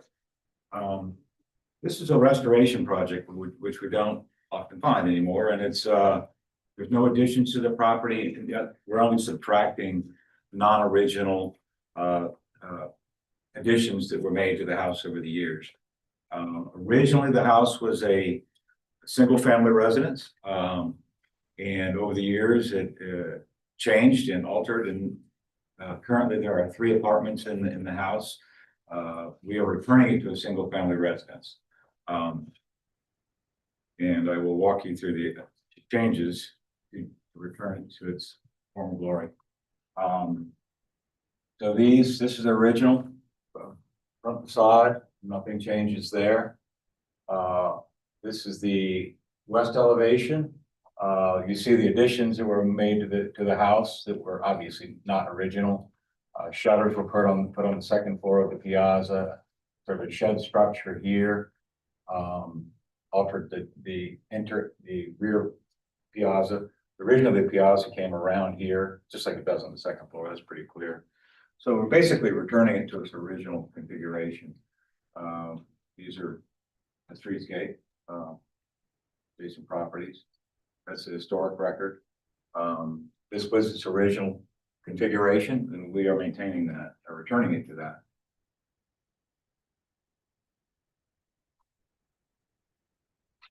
This was the original house. This was an addition, but that's currently there, and we are maintaining that footprint. There is we are reworking a little porch here, but that's not visible from the public right of way. It's a very minor thing. Obviously, there's some sort of really nice site design as well, but so here's the addition to the piazzas, which we're returning to its original configuration. We now have a stair off this location, which takes you to the driveway. Reworking the back, so now the piazza follows its original form. The stair coming off the back here towards the rear yard.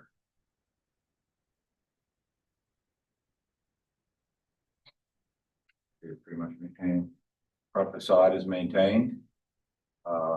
Rear facade is basically maintained with, as I said, this little slip area right here in the back, but that is not visible from public right away. It's just this first floor porch. There's some changes to the elevations on just the window fenestration. So again, we're removing this non-original addition, removing this non-original addition, recreating the piazzas, taking off these shutters here. So returning it to its original beauty. We're changing this to, adding some doors back here, adding some additional windows to a bedroom up there. That's now the master bedroom. And then there's a small sort of a trash enclosure in the back, which also is not visible. That's the back elevation. No changes. That's probably the best way to leave it at that. I think that covers it. Any questions for the applicant? Yes, I have one. Along the west elevation, the porch elevation. In the process of working through this, it's the placement of the windows on the first floor. You would think they would align with the placement originally would have aligned with the placement of the windows on the second floor. Do you have any evidence in the Yeah, framing I to don't, locate that's- those windows? Yeah, this center section has been ripped out there. Right. So I'm assuming we made, that we followed this original pattern. So we're now shifting the door that was here, this one, to here. So we get that, match that as best I could. Right, yeah, that all. But this is a kitchen now and they need those counters to go around there. So this is we're changing that door from that location to there, and then we're having windows that basically mimic the second floor windows. Yeah, those three. Yeah. They would have originally. If you were putting it back the way it was, those windows, I think, were originally aligned with the second floor. Yeah. Yeah, I agree. There's And so I the just, two windows on the door. yeah. So, Any other questions for the applicant? Thank you. Do we have anyone speaking for the public? One other side note, we've been working with the Historic Charleston Foundation Preservation to the entire project. As far as I knew, they were in support.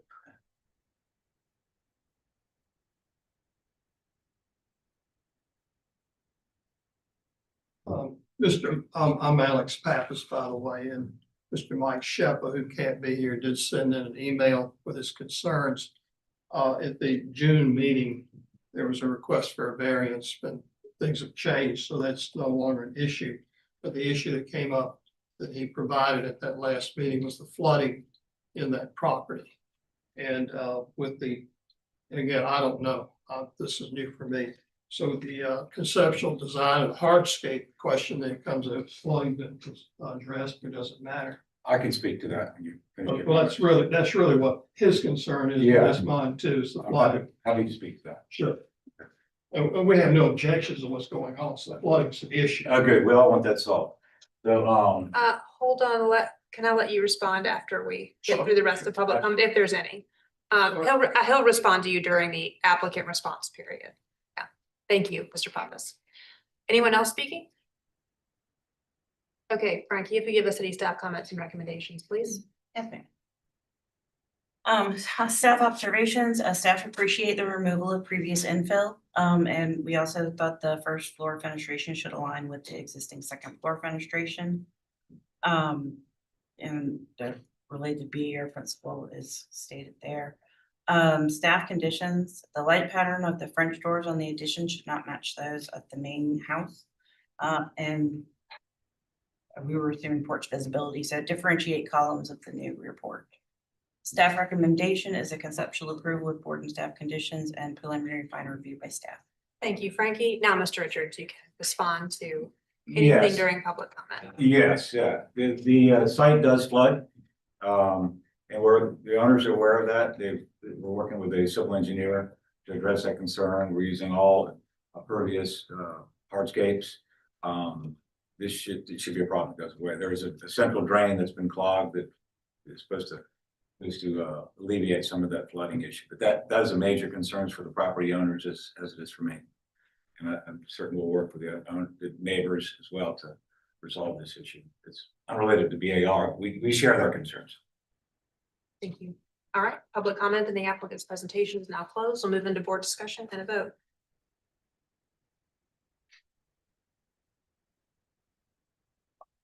I mean, I think it's a great improvement and I just, no staff comments. I agree that I think those needs to align. Yeah. I mean, I think it would be a shame to do all this really great work. Have those windows offset from them because you just know they were originally aligned. So I agree with that comment. The porch columns, I think if the porches are being returned to their original configuration, that matching the columns. We're talking about the little back. Yeah. Is it the little back porch? The back porch. Yeah. Oh, okay. They should be It's a little differentiated. bit hard to see in the plan. Yeah. But that Okay. one should probably be Okay, more square or more casual. Or right, something. then I agree with staff Yeah, comments. I agree with staff on that one. That took me a minute. I think about that one too. Yeah.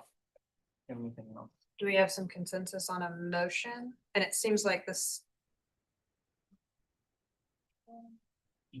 One of the staff observations that the first floor fenestration should align with the second should also be, I guess, adopted as a board condition. So where did you want to make a motion? We'll make a motion, this is conceptual. Mm-hmm. We'll make a motion for conceptual approval with staff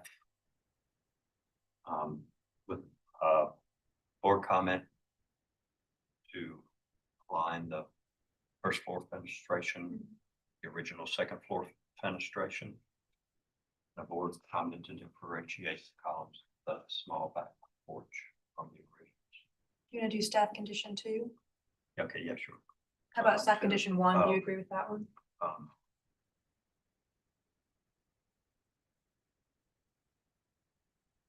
Oh, I'm sorry.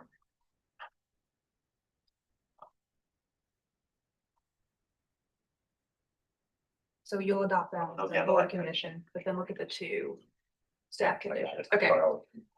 Got it. Okay, so we've got a motion on the floor for conceptual approval with staff conditions, and a board condition to align the first floor fenestration with the existing second floor fenestration. And preliminary and final review by staff. Do I have a second to Fillmore's motion? A second. Becky, with the motion to the vote. Daryl, Jay in favor. Fillmore, Yeah, in favor. Becky, Yeah. your vote to the majority, and the motion passes unanimously. Can I ask for quick clarification? Are we talking about these two windows right here? I think they're, Yep. they're 2 or 3. They're not aligned with the first one. I thought there were 3 that weren't. I think there are 3 openings there, the finish. I Is it think the- it said windows, it should just read fenestration. I said, first floor fenestration with existing second floor fenestration. I think there's 3. So these two, And a door, And then Yeah. this one here, the Oh, door. that one aligns. I thought the door, this one might be slightly off. that's what I'm looking at. These two, okay, I got you. Those Yep. 3, yeah. I got you. Okay, thank you.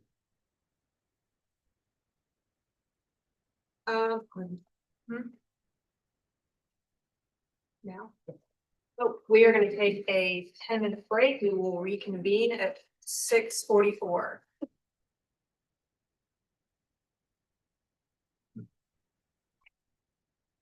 I wrote it back for that one and I really.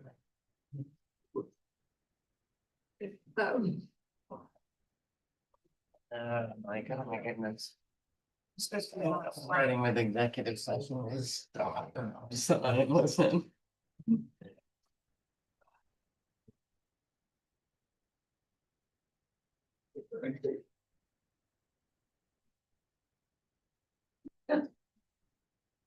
I knew.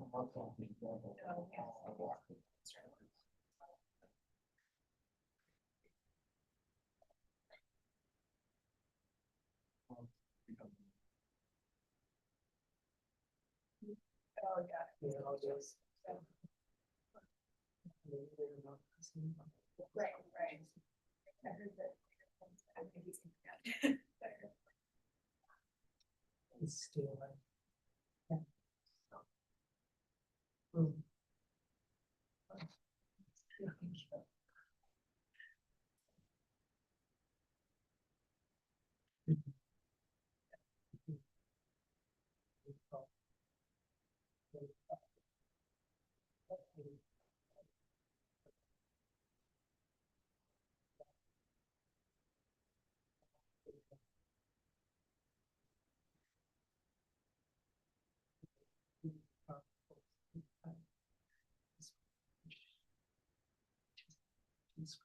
Yeah, it's all really like, yeah, there's. Comments.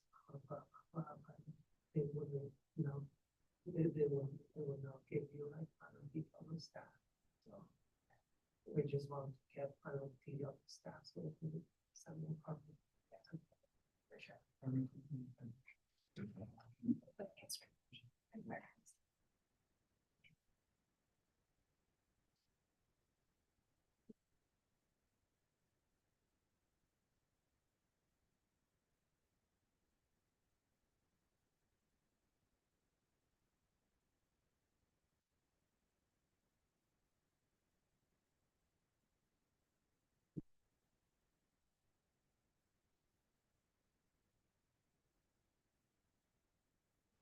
Yeah. I just. I think there's.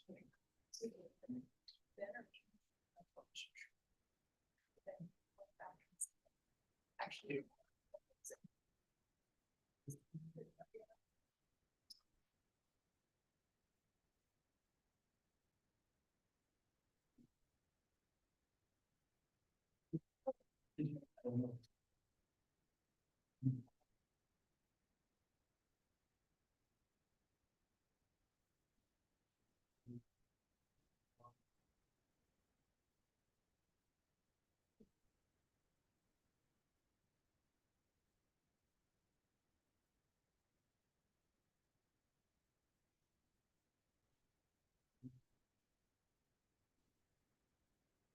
You know, it's a bit of, so there's, and I see all the time where customers are ordering. Screen.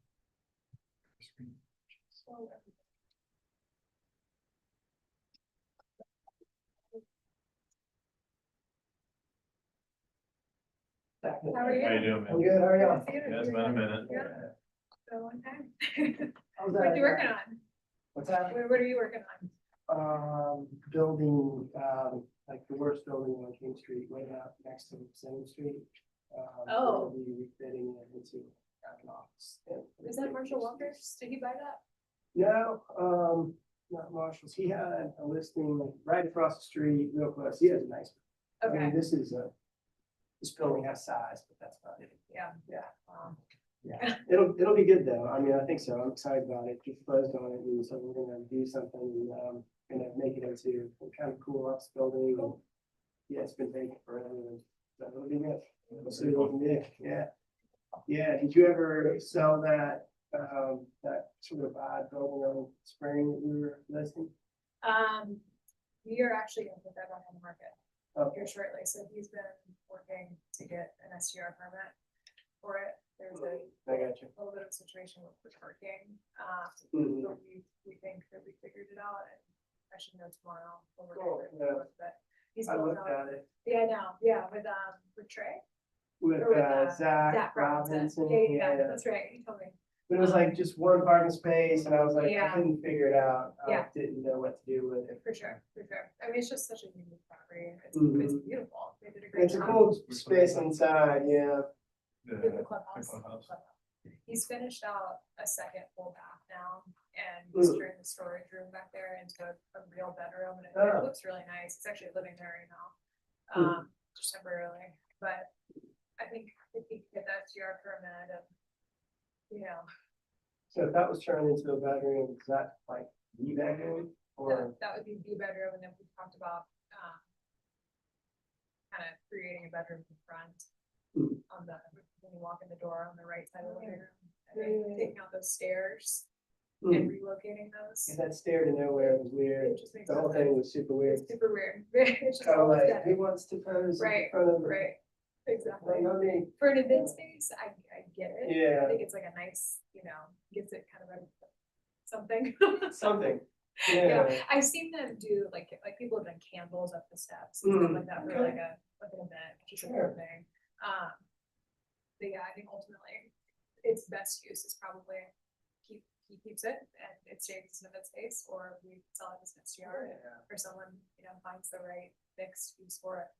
Well, the current owner has a bunch of STR, is that what I understood? We're selling them, but yes, we sold a good bit of the portfolio earlier this year and last year. How's he in now? I'm just curious, I don't know who it is, I'm just Yeah, curious. yeah, no, honestly, there are a lot of partners and they all are kind of going different ways in life. I And gotcha, moving and just kind of want to cash out, Yeah, out of the yeah, game early and Mhm. just want to have a little reward.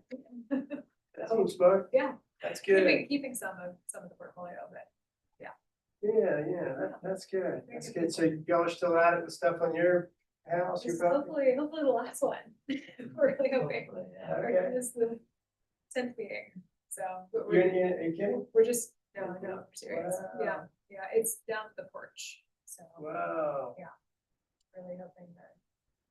You get 10 times, you have to pay 10 fees every time, you have to pay the fee every time? Can't remember, how does that work? I don't know, actually, yeah. I would think, probably, Yeah, I'm not sure, but I mean, we're just ready to be back.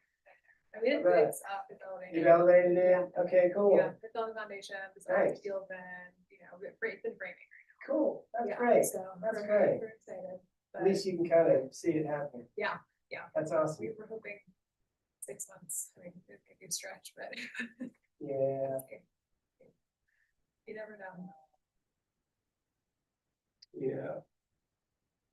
We harvested some bunch of doors out of a house on Bennett Street that they raised and, the raising and the foundation part took forever and it was fine for us because we didn't need the doors for a while. But then once they got it down and reset, they kind of moved through it pretty quickly. Yeah. It didn't, you know, it's probably, I don't know, another 6 months. Yeah. Uh, I feel good about us being in framing. Yeah, I mean, framing, then there's drywall, exterior trim. and finishes. Yeah. yeah. Are you still at Builders for Source or? No, I left them in at Carbon Lumber. Okay, Have you Carter. ever heard of them?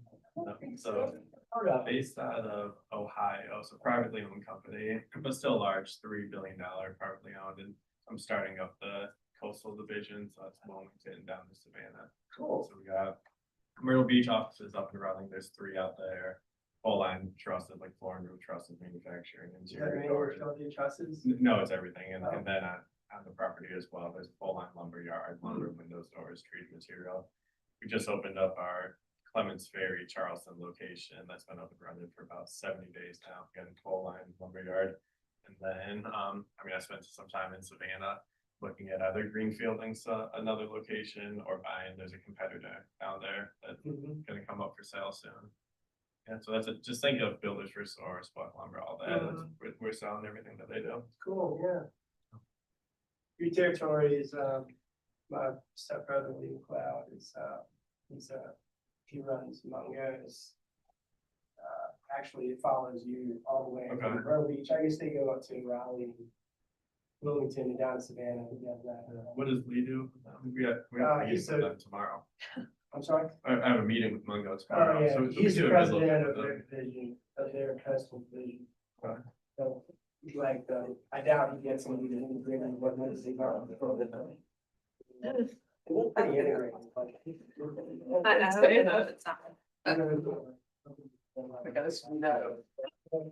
gotta hurry up. No, they do, yeah. We never will, just make a motion.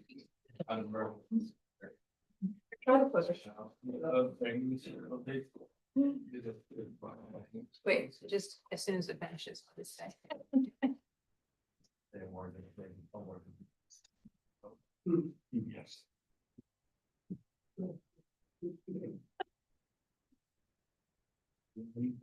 All right, we are on agenda item 8, 137 Buford Street. Frankie, if you'll give us an introduction, overview of the project, please. Okay. 137 Bufane is in Charleston Village, Council District 8. It is not surveyed, survey 1930 in the Old Historic District. And they're requesting approval for a rear screen porch addition and rear staircase. This is the property's location on Bufane. And previously, you guys asked to see the previously approved drawings. So this is the last set that was approved. This is the staff approval from the permit to elevate. You can just flip through, Travis.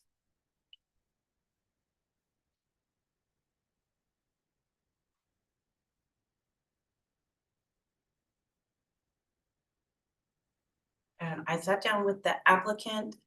The front alterations that we've been talking about last time were actually already approved by the board and went through permitting staff. So we did confirm that. Okay. We are through the elevation.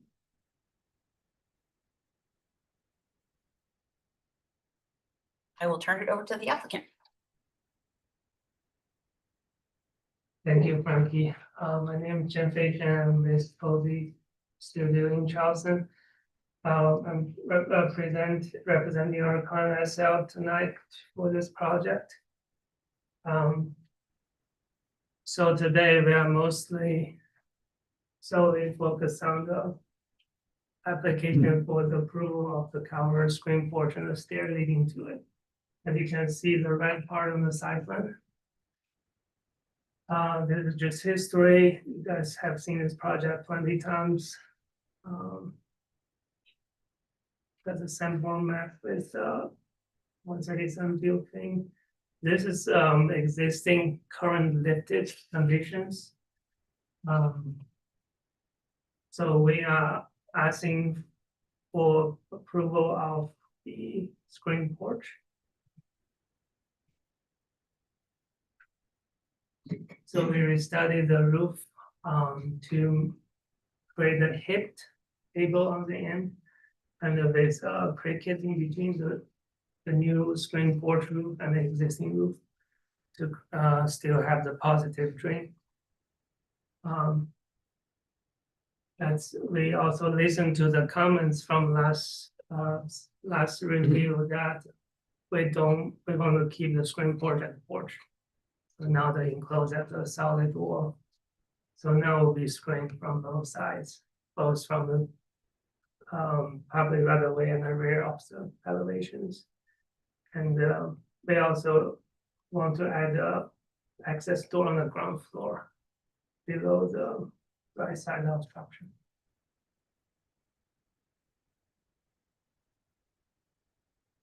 Yep, that's our presentation. Thank you. Any questions for the applicant? And so Frankie, we're only looking at the screen porch and the door. And the stairs to the screen porch. And that door. Yes. Okay. Any questions for the applicant? So when you build the stairs, is it CMU and filled with dirt? And then It will be stucco, filled with dirt, just that section, and then with brake treads and that means. how does that work with your flood, man? I don't know, you might want to think about Oh, yeah. that. You don't have to. Um, I just. Well, that's a good catch. We will relocate some like on the side to make sure it's through the building. Any other questions? Thank you. Do we have anyone speaking? Joyce Pope Historic Charleston Foundation. HEF has reviewed the request and does not object to the addition of the rear screen porch.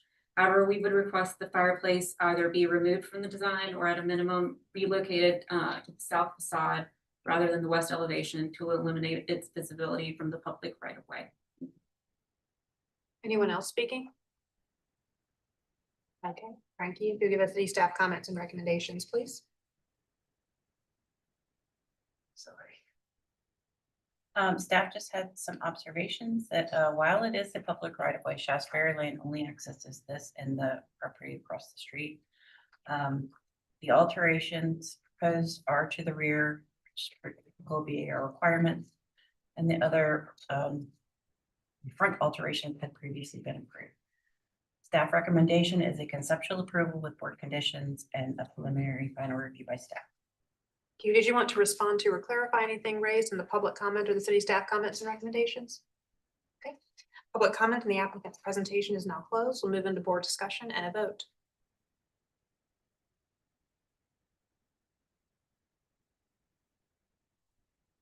Fillmore, you want to kick it off? I mean, I don't really have anything to add. I don't think there's anything certainly appropriate about the screen porch. It's not final, but the staff's recommending conceptual. There's not enough detail there for final approval, but we can set that with details to staff. I think he has to raise the soffit to align with the, Neighboring the adjacent. or that overframe's not gonna work, but I would give a conceptual approval and work those details out. Can we make a motion? Did you want to make a motion with the I board think also condition? plan review might give them a hard time about the landing at the bottom. They can have to adjust that stair, but the landings. I think is the way up. I'll make a motion for conceptual approval. Preliminary and final by staff. Any board conditions or they can work with staff? And work with staff. Okay. All right, we have a motion on the floor for conceptual approval with preliminary and final review by staff. Do I have a second? Second. Becky, the motion to the vote. Fillmore, Yeah, in favor. Daryl, Yeah, in favor. Becky. And The chair votes for the majority and the motion passes unanimously. Thank you. Thank you. Agenda item 9, 134 Spring Street. Fillmore, you're out. Yep. 134 Spring Street. Frankie, if you'll give us an introduction overview of the project, please.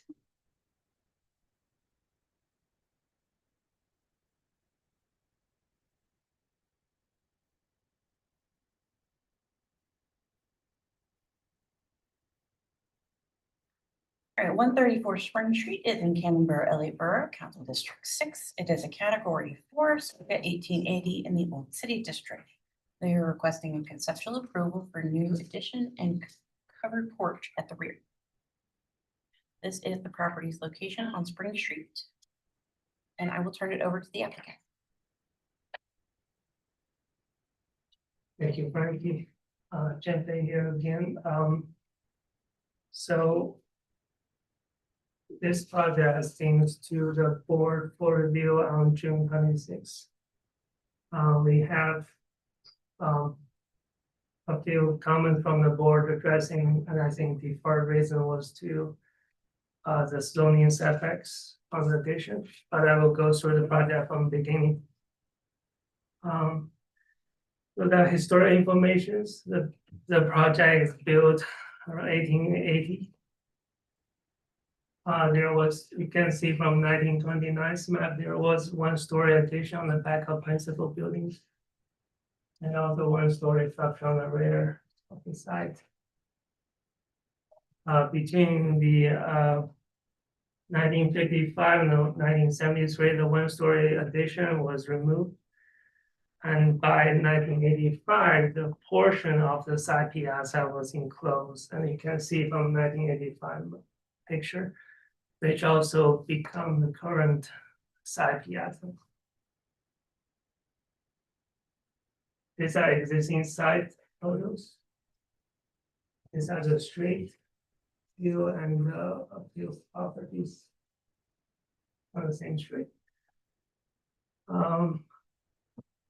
There's a more maps informations survey.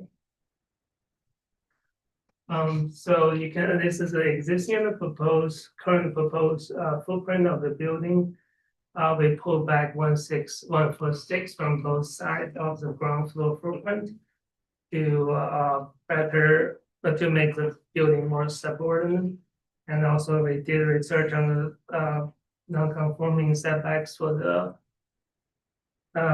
existing principal building with addition can be extending to the setbacks per zoning code 54506. And here's the proposed and the existing first floor, proposed and existing second floors. We did study the entire addition to simplify the massing and how the roof connect. So now we have one simple roof to cover the whole thing. We do want to add a new wood door on the second floor piazza, which is visible from the street view, but we want to match the existing doors on the side of the second floor piazza. And the previous comments has a concern about how we're going to align the bump out on the enclosed portion of the piazza all the way to the second floor. We decide to not do that to maintain the historic fabric of that portion. Also, we can avoid the difficult situation on how to connect to the existing eave. But by the way, lower the back addition roof 1 foot below the principal eaves to make it more subordinate and also make the massing cohesive. The other side elevations. This is a front view from a Spring Street, and then also the view from Ashley Avenue. You can see the back porch. We believe the massing and the architectural character has been restudied, and we have cleaned up. We verified the previous elevations, which board has pointed out it was not accurate. Architectural elements, scales, height. We verified everything, and then make sure we don't miss any historic elements. And then from that point, we have restudied and redeveloped the back portions to make it more appropriate and subordinate. Thank you. Any questions for the applicant? I've got a question. How come you didn't show the previous submittal with this submittal, like the guidelines request? Sorry, this is the previous submittal. This last 3 pages. You understand what you're saying? It's not side, it's at the end. It's not like. It's not the side by side. It's not I side. see. So those are previous floor plans and elevations.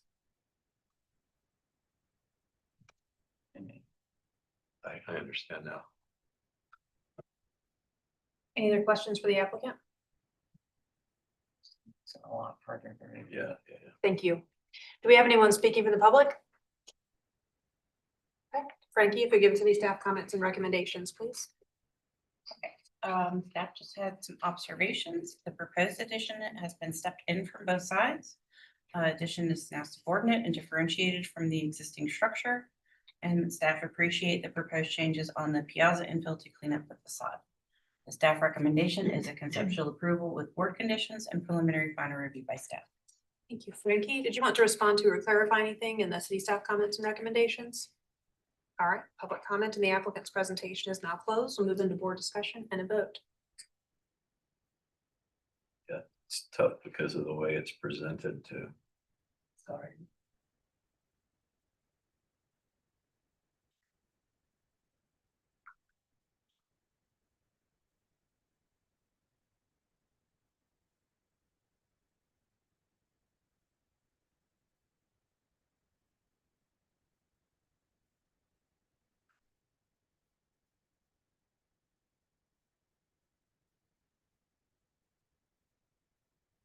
Oh, I can start that. I think the changes have been positive, you know, based on the last time we saw this.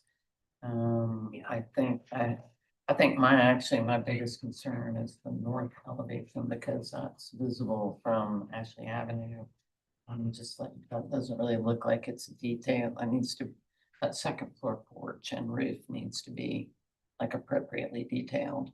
And I think that roof line, you know, it's like, it's so far back, it's not, you know, really above the existing, but I think the detailing on the second floor, you know, the above the columns, the soffit, the way that eave and roof are done needs to be done in a more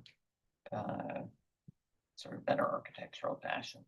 That's really, and then maybe that railing could be simplified on the back to actually not match the front, but be differentiated. Do you have any other? No. Okay. Is it enough to see it back or do you, or? Yeah, Okay. I think they can work with staff on that opinion. Yes. It's mostly that. It's disturbing. Becky, are you prepared to make a motion? Yes, I make a motion for conceptual approval of preliminary and final by staff. Staff didn't have any comments, did they? No. No, with just board comments on studying the north elevation.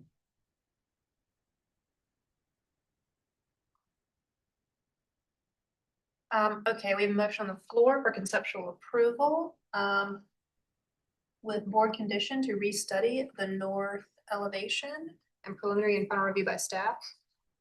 Do I have a second to Becky's motion? Second. Thank you, Daryl. I'll put the motion to a vote. Becky, Yeah, in favor. Daryl, Yeah, in favor. chair votes the majority and the motion passes unanimously. Thank you. Okay, we are on agenda item 1091 King Street.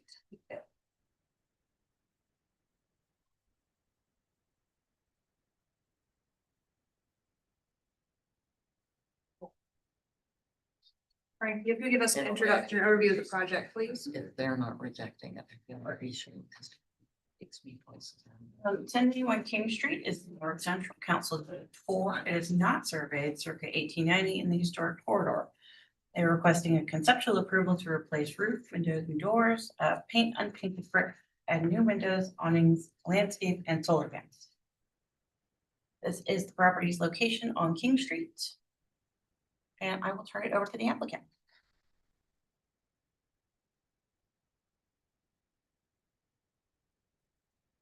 Yes, hello, my name is Tyler Smith. We are working to redevelop this building, 1890. That's not correct. It was built in 1980, 1993.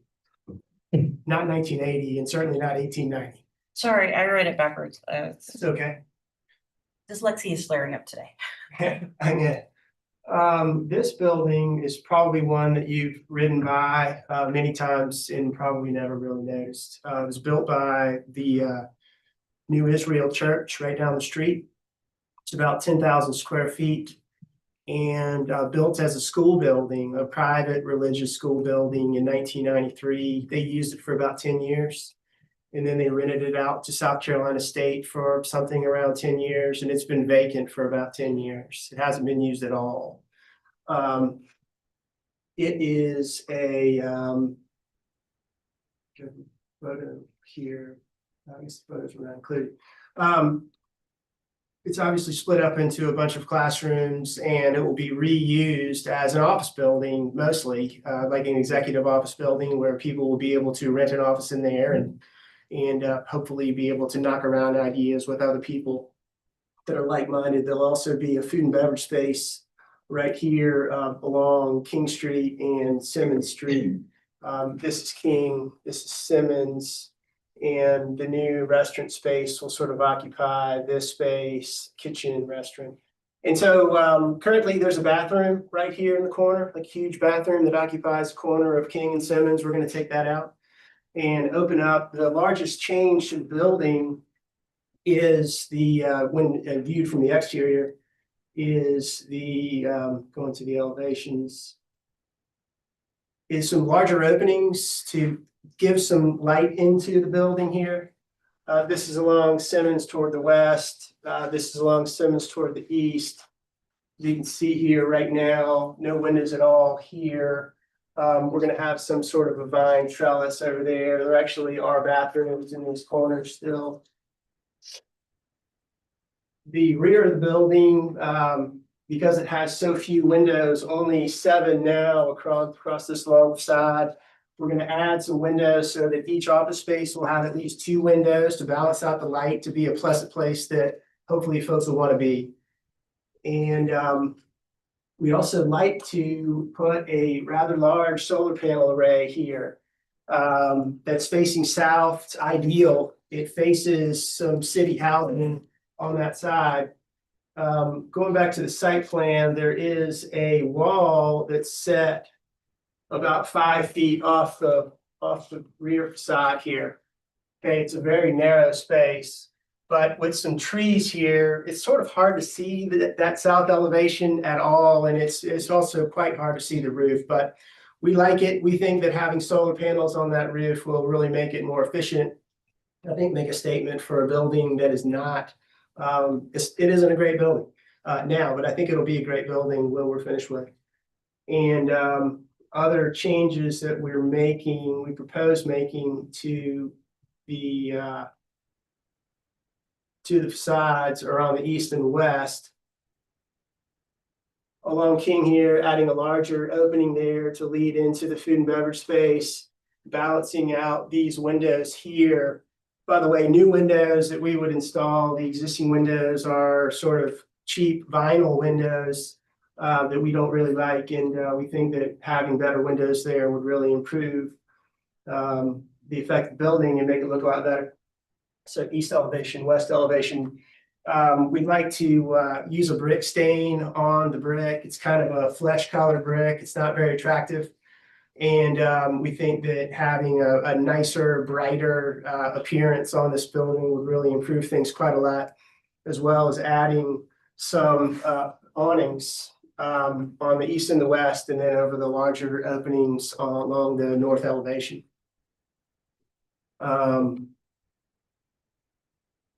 We're going to move the power meter from the corner of the building. That's the corner of King and Simmons. We're going to move it over to this side, which is a better spot, so that we can open up that wall with the larger windows. I think that's all. The last thing is we'd like to replace the existing asphalt shingle roof, which is original to the 1993 construction, with a standing seam metal roof. Hopefully the budget will work out in that. So thank you very much. Any questions for the applicant? Are you adding some awnings? We are adding awnings. No awnings here. Okay, so we're adding awnings along the east and the west elevations. Those are the ends, and also over these 2 large openings on the north elevation, over the larger storefront glass and door sections. Any other questions? Thank you. Thank you. Do we have anyone speaking? All right, Frank, you could give us any staff comments and recommendations, please. First, staff had some observations. Any type of signage would need to be approved and permitted separately. Secretary of Interior Standards recommends against painting masonry that has historically been unpainted or uncoated. Staff appreciate the proposed corner elements to help activate the streetscape with this busy corner. While staff is typically opposed to creating new fenestration where it did not historically exist, proposed windows follow a similar rhythm to the existing pattern. And I quoted the BAR policy for solar collectors. Solar collectors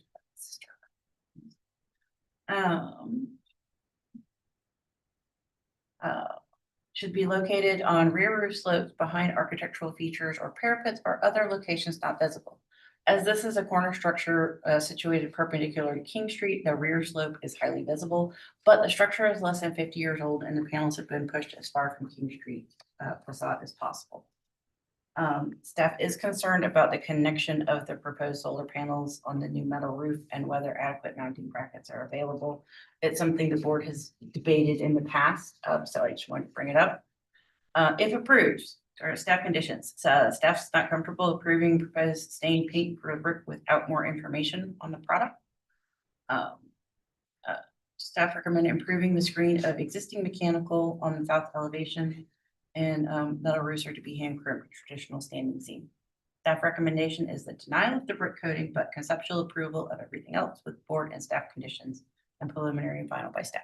Thank you, Frankie. Mr. Smith, did you want to respond to or clarify anything? Yes. This is not an historic building. It was built in '93 with a 92 permit. The brick is, to me, unsightly. I understand historic brick and I understand the way that it should and should be treated. And I understand the way that brick should be stained and not painted in a way that it can be handsome and really brighten up this building. I think there's a reason why it's been vacant for 10 years. It's a building that really looks kind of sad and glum. The brick is, it's a really poor color. I'm a fan of brick. We use it in a lot of our work. But this brick is such that it really needs help. And I'm a believer in that. And I really believe that it should be approved. As far as the screening of BB mechanicals, you know, that's gonna, we can look into that. You know, this is existing. So the project that we're doing here is a massive project, very expensive, and we think that that will really improve things. It'll actually cause more shade on the roof. And if you've been by it, it's very hard to see the south side of the building due to the trees, the wall, and all the landscaping there. And as far as the metal roof goes, we would go for a hand crimp look. There are solar panels, there are clamps that are designed to mount to the seams of a standing seam metal roof. And on those clamps are mounted the racks, and on the racks are mounted the panels. So I think we have that covered if we do that. Thanks so much. Thank you. All right, public comment and the applicant's presentation is now closed. We'll move into board discussion and a vote. This is a very large building that I have never noticed before. And we did review the building across the street, the Ellen Bright Hall. I think this is a great improvement to a non-historic building. Yeah, I don't have any issue with the fenestration modifications. I think they're positive. Obviously, the building is pretty drab. It's a pretty big building and it's a lot of brick. I would be reluctant to sort of say, okay, it's all right to stain or paint or whatever you do with brick without knowing what that was going to be. Right. Because I've seen an awful lot of really bad brick staining. And I would hate to see that much of it and go on and when it really wasn't inappropriate, and I'm certainly not opposed to it. I just think there needs to be a sample put up or something so that can be looked at beforehand, whether we decide the staff can make that decision or whether the board needs to make it. I'm open to suggestions on that. The panels, a new, properly installed, true standing seam, double folded standing seam roof, the clips for the solar panels, I think are well engineered and adequate. The problem we've had in the past is people wanting to put them on historic turn standing seam roofs, and the engineering is all designed for a new roof, and those roofs are not attached the way as well as the new roofs are. So I don't have an issue with it on the new roof. I would certainly have concerns if it's were an old turn roof, but not a new metal roof, but I agree with staff that the ridge needs to be correct. So how would we craft the motion to where the brick could be reviewed by BAR, whether it's staff or? We could, is staff comfortable reviewing a sample? Or would we? We could do it. I have a question just as far as precedent. So I know we were dealing, this is a few years ago now, we dealt with a lot of applications for painted or stained brick. Yeah. And we sort of had a rough, correct me if I'm wrong, but like 1940 and before, we really said, no, we're not going to approve that. after that, with some exceptions, we really didn't mind. How is the brick stain any different from like a paint color? That's why I'm, There are, and the stained or painted there, what I have to do is go out to the burbs a little bit and look at 1960s, 70s ranches that people are painting seems to be fine, as long as it's an appropriate color. Staining is different because you see these things where people are trying to make it look like an old painted brick building that the paint's partially gone on, and it doesn't. It's really not attractive. I don't think it's appropriate. And so my only concern is saying, okay, I don't have any issue in a early 1990s or late 1980s building brick with putting something on the brick. I'm certainly not opposed to that. I just think that what is going on, if it's in the historic district, needs to be approved. And whether that's a sample and we do a site visit, or whether we say it's all right for the staff's willing to make that decision, we make it conceptual with the board condition that staff approve a sample. I'm okay with that. I'm fine. Did you make a motion? And I would I'm make- fine with make staff. a- I think I'm Yeah. fine with I'm staff. fine with staff. Is staff all right doing that? If you're uncomfortable, you can Staff kick it be back. approving a color or a product? Because like visually a color, I'm comfortable with staff doing. If it is the product, then I have concerns. Because we've had some questionable products lately. Could be a color on the brick, wouldn't it? But it's, I would like to ask that question. Is your intention to stain or paint?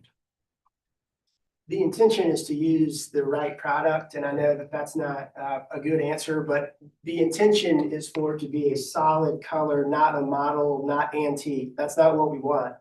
And I've been doing a lot of work and figuring out exactly what the right product for that is.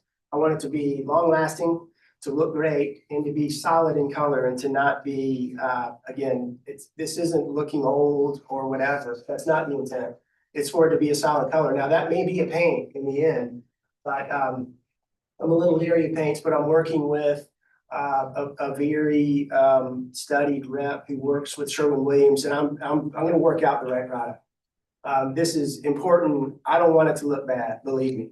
And I'm not gonna, we will work it out in the correct fashion where it's gonna look great for a long time.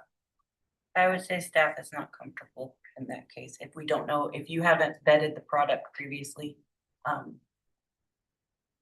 could we give you the right to, if he gives you something, and then you can always kick it back to us? Typically what we get is the Color. manufacturer specifications. That doesn't mean a whole lot to us. I mean, there are a lot of great products out there to use. I would say that it would, if we specified color, staff approved the color. Yep. Then I think you'll get an appropriate decision. Okay. Okay. You want me I to, would make a motion for conceptual approval. Board condition. Sample of the brick coating be viewed by staff to approve the color. Final review by staff.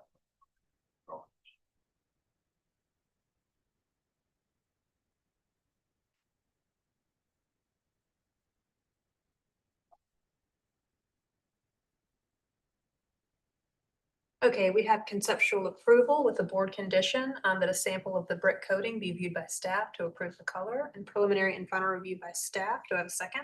A second. Thank you, Becky. I'll put the motion to a vote. Daryl? Yeah, in favor. Fillmore? In favor. Becky? Yeah, in favor. Chair votes with the majority, and the motion passes unanimously. Thank you. Thank you. Okay, Fillmore, you're back out. Agenda item 11, 48 South Battery Street. Frankie, if you'll give us an introduction and overview of the project, please.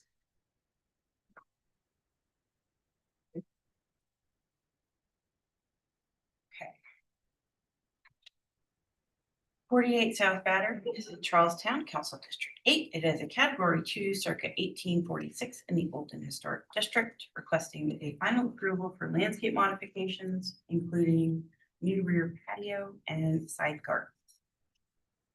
This is the property's location on South Battery. And I will turn it over to the applicant.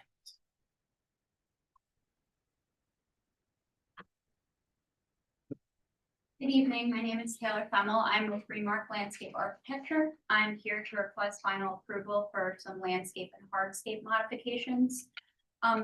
Staff, may I ask if we're reviewing the fence as well, or the gate, if that was part of this? I just want to clarify before I review. Were they previously approved? This gate was not.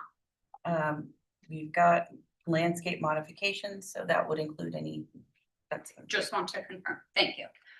We'll be reviewing a hardscape on the side, which is the left side of the property or the west facing property, side garden and rear patio. The existing patio in the back is made up of bluestone, a pergola with an outdoor kitchen. None of these elements are historic. We are proposing to replace them with bluestone and brick to be consistent with the items that are already on site. So we are staying within the same realm of materiality. We are just redesigning and reconfiguring around some architectural modifications that are being reviewed separately. I would like to note that all of the hardscape modifications are currently they are impervious, and we're proposing to swap them for pervious applications, excuse me. And I'd like to note that the side garden is also being studied and revisited to create more of a livable space for the current owners. So I do have some elevations showing some of the proposed the materiality that's matching the existing bluestone and brick that is on site, as well as some of the details showing the that they will be pervious, so increasing the pervious coverage on the site. We do have Historic Charleston Foundation approval for both the landscape hardscape modifications as well as the proposed side gate. We are proposing, and unfortunately it's there we are. We have a rear iron gate that leads into the courtyard currently, and we are proposing at the front right or the east side of the property a small matching gate to enclose the property for the owner to prevent pets from escaping to the rear of the property. Any questions for the applicant? Sorry, where's on the site plan, where's that new gate? Sure. I have trouble finding that.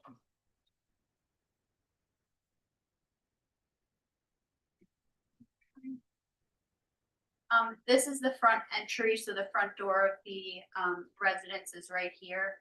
The front gate that is proposed is directly to the right or the east side of it. It is a freestanding gate that is connected to the proposed flood walls that are in a previous application with the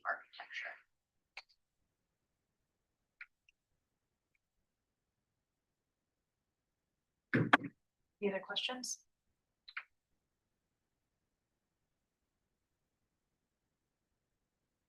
All right, thank you. Do we have anyone speaking?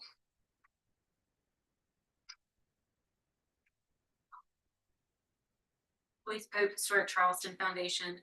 Historic Charleston Foundation holds an exterior and interior easement on the property at 48 South Battery. The applicants have been in communication with us, and the requests are in compliance with our easement requirements. We would respectfully recommend approval of this request. Anyone else? Frankie, if you'll give the city staff comments and recommendations, please. Staff just has the observation that this is a category 2 in the architecture inventory, cannot be approved at a staff level. That said, staff recommendation is a conceptual approval with board and staff board conditions and a preliminary final review by staff. Thank you. Ms. Fimmel, did you want to respond to or clarify anything? No, thank you. All right. Public comment and the applicant's presentation is now closed. We'll move into board discussion and a vote. I have no comments. You, Becky, No, it's an improvement. make a motion. Really, what's there? Sorry. Good job. Daryl, did you make a motion? I did make a motion for conceptual approval, preliminary and final by staff. All right, we have a motion on the floor for conceptual approval with preliminary and final review by staff. Do I have a second? Actually, I have a quick question. Isn't this a final? Yeah, it did say final. Oh, you're right. We can't, okay. Do you want to make a motion for final? Make a motion. Revise your motion? Make a Sorry, motion. I was just gonna clarify that there are things that need permitting, so it would still need final by staff. Okay. But no objection to a final. I think we can do a final approval. Okay, so with the revised motion, Becky, do a second. Yes. I'll put the motion to a vote. Daryl? In favor. Becky? Stay in favor. Chair votes the majority and the motion passes unanimously. Agenda item 12. All right.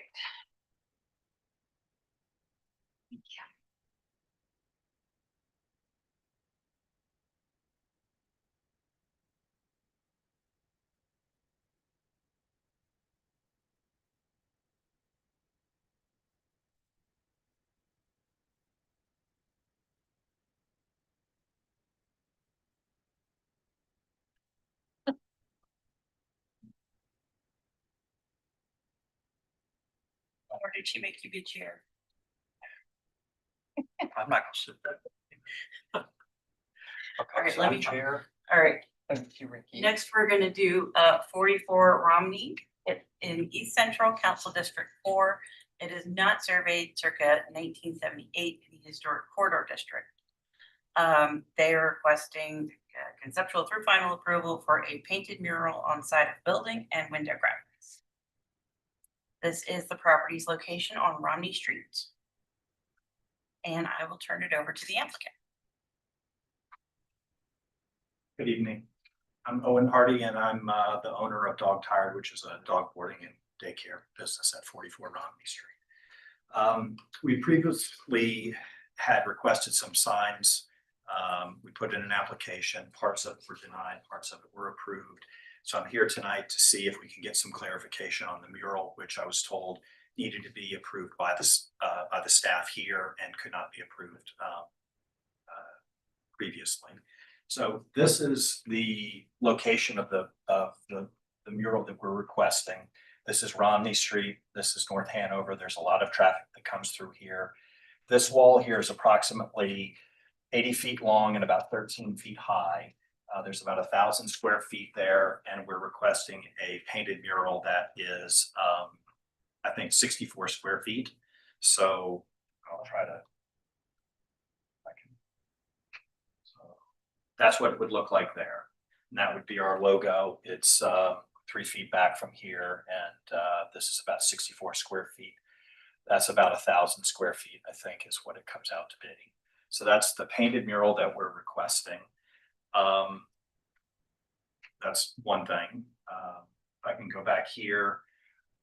This was denied, and I don't know why this was denied. I was told that this was excessive wording. So I wanted to get some clarification tonight, if possible, about what we would be allowed to put on there. This right here, from what I understand from the sign person, this is about 20% of the size of this window here, and it would just be a vinyl logo that would go on above the door. We do have these two things right here. As far as the excessive wording, that's why it was denied. So I would like to get some clarification, if I can, on what the definition of excessive wording is. We would like to have some words on the building to let people know what our business is and what we're doing.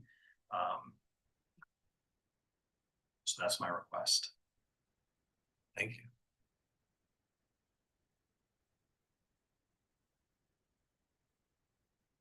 Public comment? Do we have any public comment?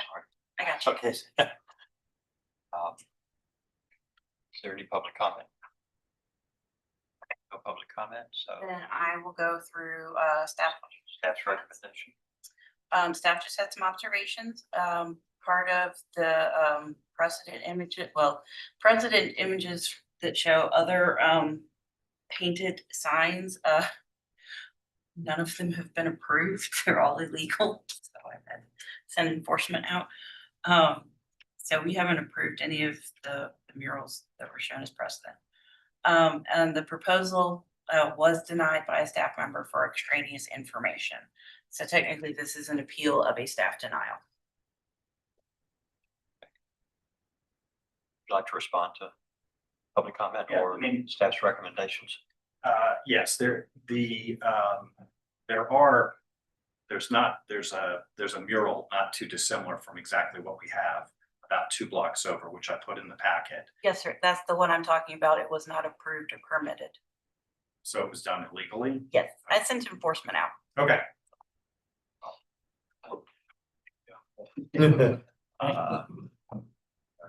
I certainly hope I'm not. Oh, no, I'm not telling them where nobody knows where they. Have good clarification. It's closed and we are in board discussion. And how does this relate to sign ordinance? If I'm you not want, struggling. I can pull up some of the BR sign policy information that discusses extraneous information, if that would be helpful. That would be because the mural side, kind of a separate entity. The front, I think, lends itself more to clarification of sign ordinance than anything else. So extraneous information is described in our sign policies as excessive information such as telephone numbers, hours of operation, products and or services sold is generally not permitted on facade, awnings, right angle signs. Some of this may be permitted as a window graphic. We have in another sign policy where it says we are allowed to approve as much information as necessary to understand the type of business. Can I ask one more question? Yes, sir. As far as the mural goes, is it the objection to it being a mural? Could we do some sort of constructed sign? That is a massive dark wall. And I mean, we could create something that is like, I'm not saying wood, but some material and hang the sign there. Would that be? I think we're in board discussion. I think what we need to do now is deal with the issue with the front of the building, which is fundamentally signage, and then we'll think about the mural. Okay, thank you. Thank you. Signage is tough because we don't do that much of it. Right, and this is. Well, and Romney Street is very funky. And there's Yeah, I a know, lot- and that's the other thing is the location. I mean, there's all kinds of stuff happening. And I would Like say there is staff no- is not opposed to a mural. We just have in the staff review policy that any mural has to be approved by the board. That's why I wanted to kind of look at the front building I wish there signage was issue, and some then we could get to streetscapes, the mural. Yeah. Separately. Yeah. Because there's all kinds of funky stuff Yeah. that way. I'm just, is what's on this, I mean, what's on the door, I think is all right. And the graphic above, and Yeah. probably the blade signs. Right.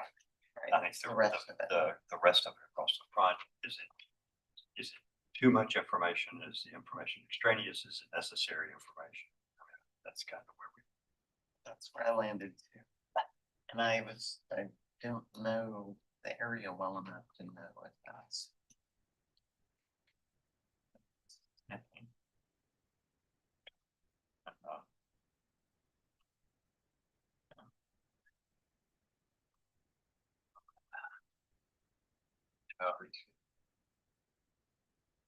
Is the name, is the name enough? Yeah, I mean, I think that, I think it's a little over the top, sort of, because I think all of that on there, if we think about the sign ordinance, I'm not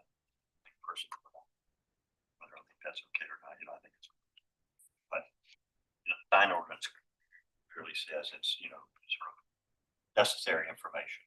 It's not phone numbers. It has to, should identify the business. It should be sort of enough to identify the business, but not to provide a long list of services or this sort of thing. And so I think that what's on the sort of the middle across the banner there is probably a lot of things like dog enrichment center. I think what's on the doors and the graphic above and the blade sign would be okay, but I think trying to sort of in general keep within the bounds of the sign policy. Yeah, I think that may be too much. Maybe a couple of things that indicate what the business does, you know, like maybe daycare, boarding, that indicates what type of business it is, might be better. So I would, that part of it, I would sort of recommend reducing that to the essentials and then taking it back to staff. For approval, I guess. That a reasonable approach. Now the mural's another, I think, a separate decide. I'm not opposed to murals. I'm not opposed because I personally think it's probably nice to have something on that big blank wall. Yeah, I do too. I'm not opposed to murals, but that's a pretty striking mural. I mean, I think it's cool, and I like it. I actually, you know, I think it's appropriate for the area because it's yeah, that's the thing. It's kind of funky. Is It's it kind okay? of right. It's good looking. Like I feel like Nice the logo. brewery is right there also, and like Oh, yeah. I feel like the brewery and Yeah. all sorts of things are right there anyway. And so I am not. No, I'm not opposed to it either. I think it's the banner on the front. Yeah, I think that's the big thing. And so we're okay with the mural. I'm okay with Yes, it's gonna be his banners. Like, I think there's one or two, but So we would possibly make a motion to reduce the banner to, do we need to be more descriptive on how many bays or? I would say to essential information that identifies the type of business. Okay. Out. So we'll make, Yeah, I don't think we should sort of dictate what they should put on the sign. right. And approve the mural. So make a motion to reduce the banner to include the pertinent information to the type of business and approve the mural as submitted. Sounds like Fillmore made a motion. Oh, wait. Harold seconded it. Oh, did you already I'm make one? sorry, I forgot I'm the chair. There's a motion on the floor. Right. Well, Fillmore said it and you repeated it, so that sounded like a motion and a second to me. Amen. Okay, And I typed it the way you both said it. it's okay. okay. That's good. I would read the motion back, but I think we got it. I have reduced window banner to essential information for business and approval of mural. And is there a second? I'll say. Okay. Yeah, generally the chair does a second. Oh, I second. Okay, second. By Becky. Okay. Daryl. In favor? Becky. In favor. The chair votes with the majority. And the motion passes. Very confusing, but hopefully you're happy. Yeah, no, I'm very happy. Thank you all. Do I need to just resubmit? Revise your permit. And Revise it and yes, I will have this information from the board hearing in the. And with the window graphics that we're gonna resubmit, we'll have 2 words. Okay, thank you all. Thank you.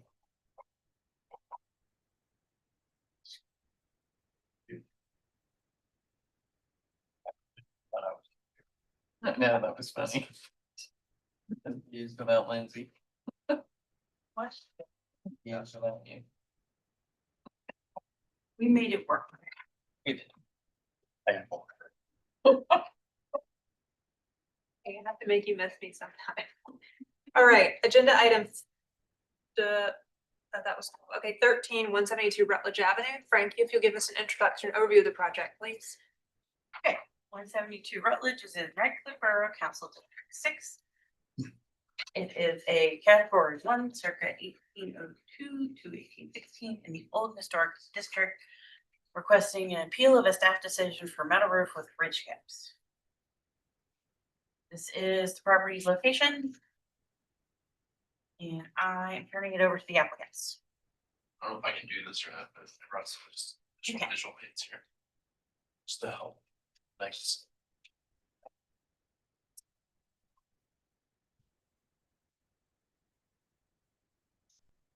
So this drawing that was submitted here is really of the entire Ashley Hall campus. We're focused right now for this project on these set of buildings over here. This is the McBee building. And really, we're not here with a specific request for one way or another. We're looking for just your guidance and approval of what you would like. As you move through the campus here, there's several different colors. As you'll see on the front, there's the banner red. And then there's also the colonial red on the other side. There's also the turn metal in several areas, and there's also cap and ridge metal that exists at several different properties. So just looking for your recommendation on this particular property, and this is the cover that you'll see in that book that I just sent out. There's both the turn metal on McBee in this back building, and then there's cap and ridge in the front. This has more of the banner red on it versus the colonial red on it. These are metal roofs that have been coated probably 4 or 5 times over the years. So for us, we're just really looking for your recommendation. It's a stronger system to put on the cap and ridge, thicker gauge metal. As you guys were talking about earlier with the metal, that it's the attachment is a lot stronger. We go to the turn metal, it's a thinner gauge metal, but really looking for your recommendation on what you'd like us to do here, so that as we move through the campus over the years, we. Any questions for the applicant? Could I ask a question? Yes. For issued not appropriate standing seam roof, but the ridge caps, is that what is that, what the appeal is? What I had was that the appeal was for the metal roof itself with the ridge caps, and that we couldn't approve that. I assumed it was a permit, but it might have been a discussion with another staff. Okay. I mean, what we're talking about here is a double folded standing seam, 1-inch seam, standing seam roof. Why don't you hand fold the ridge? So I guess 2 questions. One, if you look at that picture there, do you want us to go with full panels, or they've kind of mocked up some segmented seamed panels that are in there? Okay, I didn't know that. And then, so that becomes like 4 pieces that you're folding to create I that. understand how. Yeah, so, do we want the thinner gauge metal and fold it, or can we go with the thicker gauge and do cap and ridge that you see, other areas on campus? This is and are we talking about the Cap 1 building or all buildings? Just these Just right those now. 2. So this one right now exists as cap and ridge. You can see that on the. All of back that. end. Okay. And then these are turn metal. That's a category 1 house. Yeah. I think. So they can't, Okay. so staff can't approve it. Okay, I will. You answered my questions. Thank you. Any other questions for the applicant? Thank you. Thank you. Do we have anyone speaking?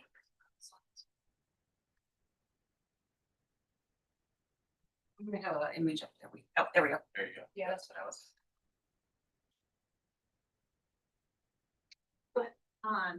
Joyce Pope from the Historic Charleston Foundation.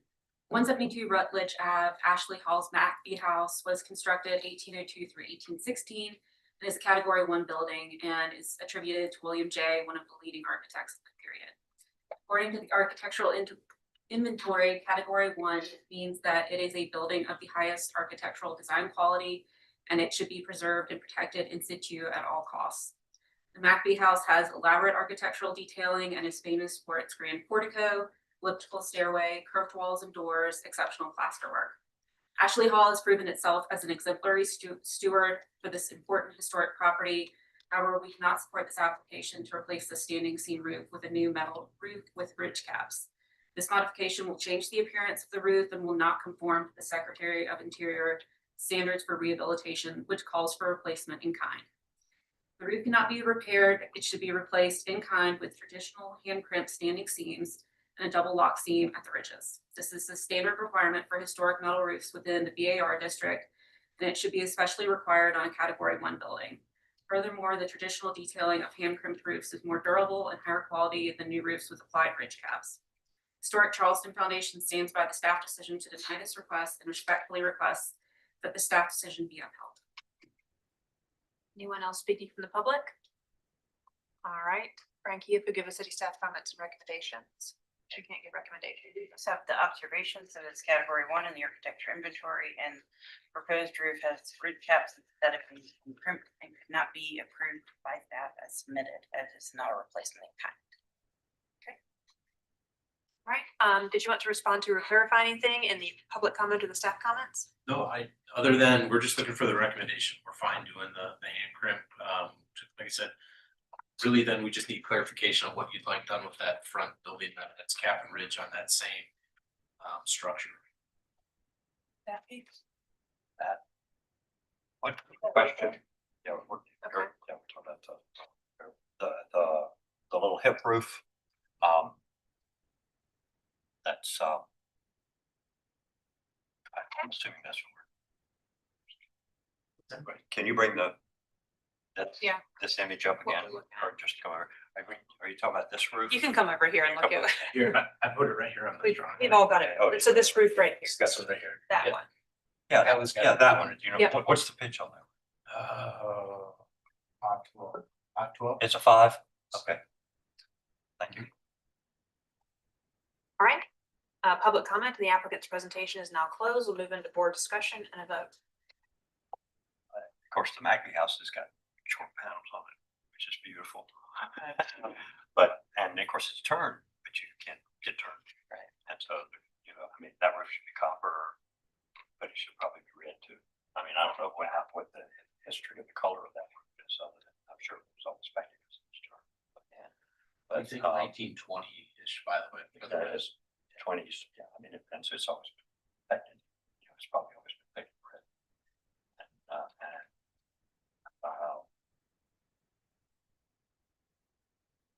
That category house that important. Really good metal roof on it, but I don't know that we can, this thing, copper can be, I mean, if it's. What's replacement? But galvan from that, you know, color would. I mean, from, it would be similar, but it would have to be true standing seam and the ridges would have to be hand folded. Yep. That has to be replaced. Yeah, and of course, I mean, I struggle with putting gavel in on, but gavel in, but I understand that that's right, you know, beyond. You know, what we can ask for. We can aim for. Okay. I think if you're then the question comes down to, you know, clearly it's going to be a double folded standard, you know, standing seam roof, and everybody says, you know, hand grip standing seam. They would be, the seams would be seam rolled, but they're still regular standing seams. It's the ridge. The ridge cannot, it has to be hand folded, and the reason they're ridge caps is because most roofers don't have the knowledge, the skill, or even the tools to hand fold a ridge. And so they put ridge caps on because it's easier. Hand folded ridge is better than a ridge cap, but stronger. But of course, obviously, it has to be done correctly. Then the question comes down to, do you do continuous panels or do you do short panels? That's kind of a near thing. Continuous panels have less seams. And I think probably the galvan roof, that's better. Because it's less likely to have mistakes made by installers. It's less likely to, you know, end up with places where it can leak.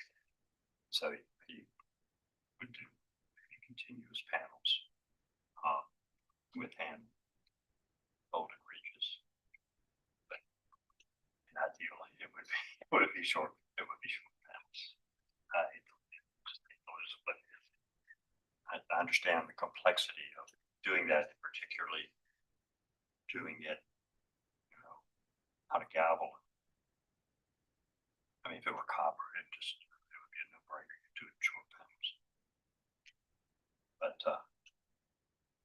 Well, I think all we can do here is we can uphold the staff denial, but they're looking for guidance, so yeah, I no, think that's right. hopefully the commentary is. And the other little roofs, the 5 and 12 over here, I mean, it can be standing seam and folding bridges, it's just only a roof. And, so, and the third roof, same thing, I mean, it's just panels on a ridge. It's not complex. This is a much more complex roof, not much harder. So, I mean, I would certainly uphold staff's denial of ridge caps. We have a motion on the floor, but I want to make sure, Frankie, does that give staff enough information? Does that give y'all enough? Like if we just resubmitted it and said we're gonna replace with like in kind, Okay.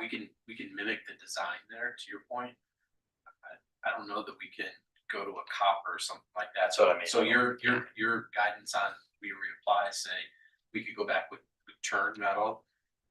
If you guys have a preference on the colonial or the banner, and then if you're okay with the galvan anymore. I mean, nobody makes it. Revere doesn't make it. I mean, Fosby hadn't made it in years.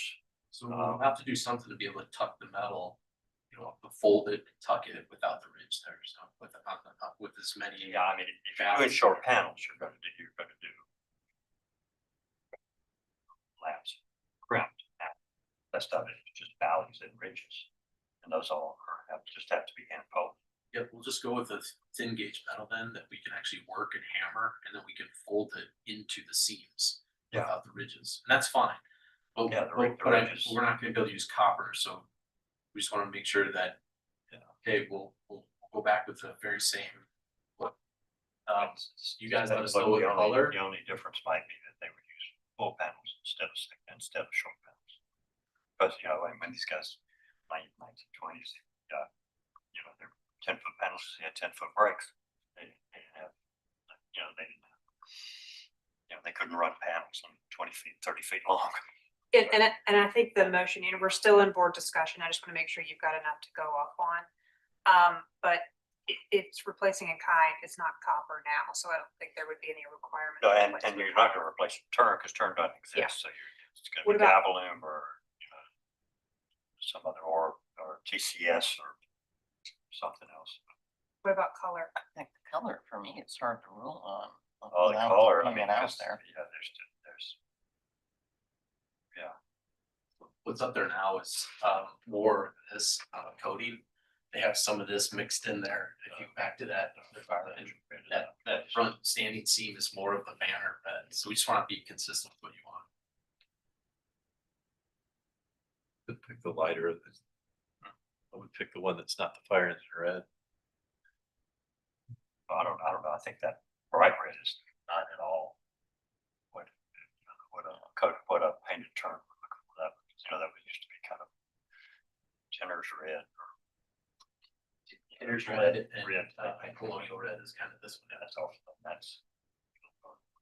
Those are the only two colors that you've got. Those are the only ones that are up there. This one we felt was kind of period correct and more consistent, but it's kind of the older. Well, we have a motion on the floor to uphold the staff denial. Do I have a second? Second. Becky, the motion. I have added in mine as conditions that you are allowing Galvalume or a similar product, and that the colonial red is closest to the Tenner's red. Just for staff clarification when the permit comes through. Right. If that is acceptable. You know, I don't know what other sort of choices we have here, except because you can't put turn back on it because you can't get it, and so I have to send you a brochure. I found a turn product. Yeah, there was one. Netherlands, Sweden, somewhere like that. Huh? It's from the Netherlands or Sweden. So we had I'll tell you later. We had someone reach out to us. But yeah, And I think we if would staff is uphold like, it. yeah, Staff denied. staff didn't, and I And it think, has if- to be replaced in kind. yes, and if staff's, well, that's what staff had said. And if staff's uncomfortable, they can always kick it back. Okay, now I'm gonna put the motion to a vote. Daryl, Yeah, in favor. Fillmore, Yeah, in favor. Becky, Yeah, in favor. chair votes for the majority, and the motion passed unanimously. Thank y'all. Thank you, guys. Agenda item 1472 Drake Street. Frankie, if you'll give us an introduction, overview of the project, please. 72 Drake Street is in East Side Council District 4. It is new construction in the Old City District. Requesting an appeal of a staff decision for a storage shed. This is the property's location on Drake Street. I will turn it over to the applicant.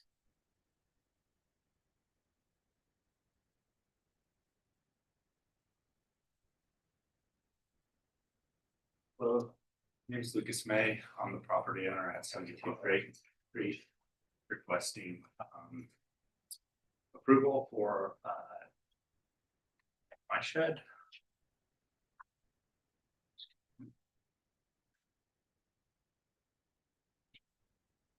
So as you can see here on this diagram, my proposed shed location is here. And the original location, or the alternate location that Bar recommended was here next to the property.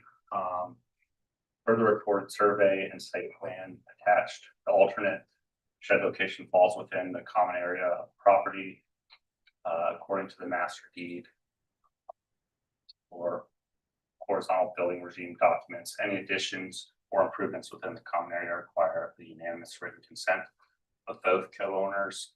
Unfortunately, my neighbor and fellow co-owner will not consent to the shed being placed in this alternate location. So this option is unworkable. So I've done my due diligence and came up with this being the most optimal location that will be, once it's, I guess my question to you is, what screening measures can I put in place to make sure that it's not in the right of way?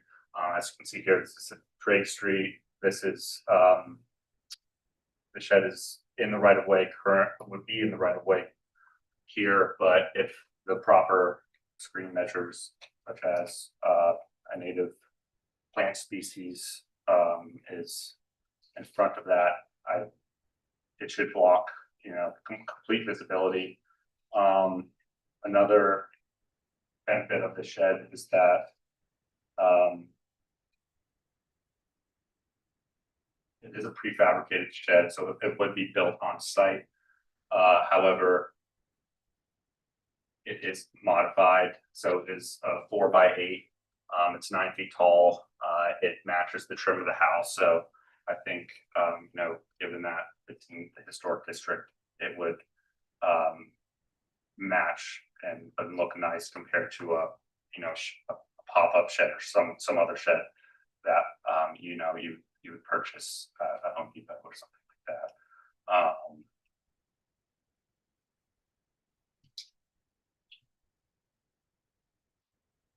And I guess the only thing I wish I included more on this application is, just talking more about the types of screening measures. And I also didn't add like the foundation of the ground. Make sure of it is solid. It's granite paver base. It's 6x10, so it would cover the entire length of the shed. And it does have zoning approval. So and yeah, I mean, for an accessory structure, I think it would meets all the zoning requirements. Thank you. Any questions for the applicant? I have one. So it's this tough shed that's assembled on site? Is that what it is? It's like prefab panels and they put it together? Correct. Any other questions? Thank you. Thank you. Do we have anyone speaking? All right, Frankie, if you'll give us the staff comments and recommendations, please. Staff just has observations, as this was appeal of a staff denial. Our denial was that prefabricated sheds are not appropriate for historic districts and the proposed location is visible from a public right of way. Our condition at the time for approval was to relocate to behind the house or somewhere to remove from visibility. Do you want to respond or clarify anything? Yeah, just clarify, so as I mentioned, the location that I'm proposing would be the only feasible location. All other locations would be in the right of way on the property. If it was behind the house, or it could be behind the house because that's the setback. The house is against a setback, and if it was on in the parking area, it would be in violation of the common area, given that it's a horizontal building regime, part of our master deed, and that would not be a feasible solution, and don't have a basement or anything like that, so they're only kind of left out storing, equipment, and I'm a full-time resident, I'm not an Airbnb owner, so I'll go get a place to keep my things. Thank you. All right, public comment in the applicant's presentation is now closed. We'll move into board discussion and a vote. I'm not opposed. There's not even a drawing for this shed, so I don't know what it looks like. What? There's not even a drawing, so I don't know what the shed looks like. I don't see how it looks. I could get through. Okay. There's that, did you see that, where the kind of. I saw that, but Yeah. I can't make a judgment from that, and apparently it's gonna be modified. Right. Hopefully it'll look better, but we don't have a drawing, we don't have a elevation of it on site to know what it's actually gonna look like. So I don't see how, I couldn't make a decision about whether I thought it was okay or not. You want to make a motion? I make a motion to defer for additional information, particularly appropriate elevations of the structure. Okay.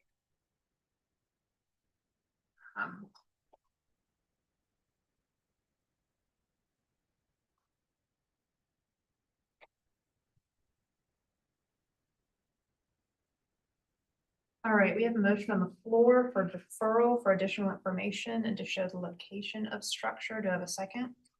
Second. Put the motion to a vote. Daryl, Yeah, in favor. Omar, Yeah, in favor. Becky. Yeah, in favor.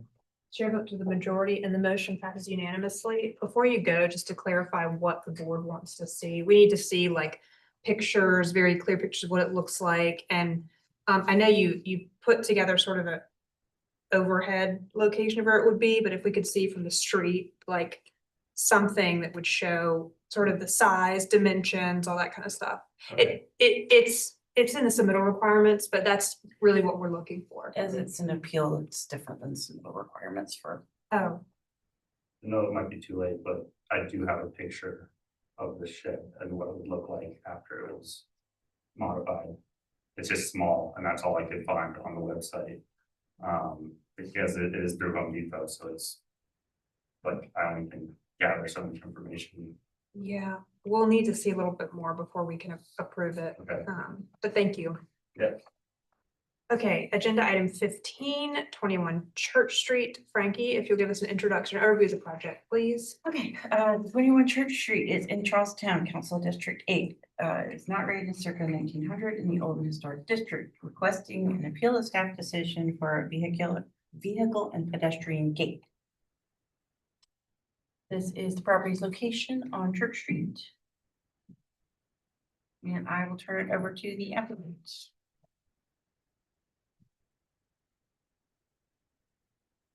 Good evening, Sebastian Von Marshall. I'm the architect helping the owners with this application. I'll keep it brief. Really quick background, this application received approval from BAR staff I think it was 2023, for renovations or to an existing site wall and fence. The owner then decided to make some changes to the design. Those changes were subsequently approved mostly by the BAR staff about a month ago, with the exception of the vehicle and the pedestrian gate. Those two items the staff felt would be appropriate to send to the board. So we are requesting approval of those two elements only. You can see the survey here, and if it's okay, I'm going to skip through most of the context relatively quickly. Maybe here the site images, the context images you can see on the stretch of Church Street. Some pretty prominent walls and buildings that are right up on the property line. This is our building right here. You can see the low masonry wall with the existing ironwork above. And then some close-up images of that as well. And then some other present pictures and some adjacent pictures of buildings just down the road. So again, our property is right around the corner here. This is a stretch of wall directly next to the old carriage house. At the foot of Church Street, the Colonel Washington House with a tall brick wall and massive piers and a very tall gate. Around the corner on Atlantic Street, some more gates and walls over there. Our site plan, again, this is the previously approved site plans from 8/15/23 that show the proposed modifications to the wall. Those were approved by the staff. And then our revised design with those two vehicle gates, the vehicle gate and the pedestrian gate right there. The previously approved elevations. The previously stamped zoning approval. And then the revised design here. So again, the changes that were approved by the staff, including some new gate piers, a mailbox, some lanterns, and then we have the pedestrian gate here and the vehicle gate here. And I guess the concern was that they created a fortress-like appearance to the wall and to the property. Now, I understand the intent of the fortress, the concerns about fortress-like appearances, but taken as a whole, we really feel that because the vast majority of the front of the property has a waist-high masonry wall with a salvaged open iron railing above it, metal iron fence. Really the intent in the letter of that concern is fairly limited. You know, when we look at the precedent examples that show some fortress-like walls, we appreciate that this is what we're trying to avoid. I'd also like to point out that this gate, it has openings in the top, but those openings are sort of 6.5, 7 feet up. Our gate is barely 7 feet high. So as a result, it really we feel is frankly appropriate, is precedented, and the concern really here, of course, as you may expect, is just privacy. It's a young family, they have little children. This is a very heavily trafficked stretch of Church Street with a lot of pedestrian tourism. And the goal is basically to have some limitation to visibility as children are playing in the front yard. So the concern about, how opaque and how open those gates are, again, we felt like the overall design of the wall and the fence what was appropriate and did not cause any major issues. So I welcome any questions you might have. Thank you. Any questions for the applicant? On the change from the previously approved it to pedestrian gate. Yes. Are the let's see, was that are the columns and the top of the gate, is that correct? I'm sorry. At the pedestrian gate? Yes. The change is the addition of the columns.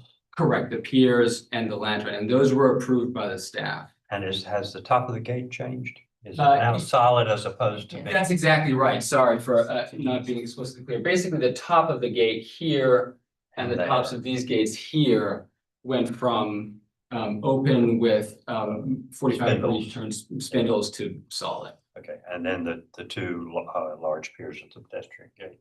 That's right. Those were out. Okay. Yeah. Okay, thank you. Yes. Make sure I was reading this correctly. Sorry. Any other questions? Do we have anyone speaking? All right, Frankie.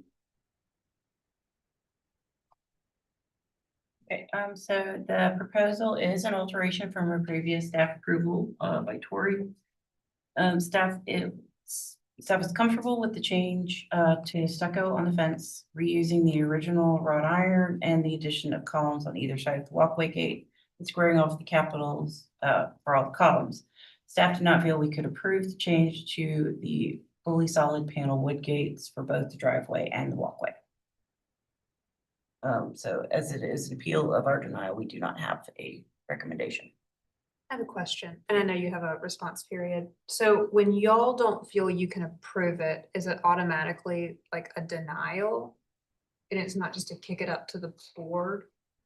It's I believe we offered an option that we felt we could approve.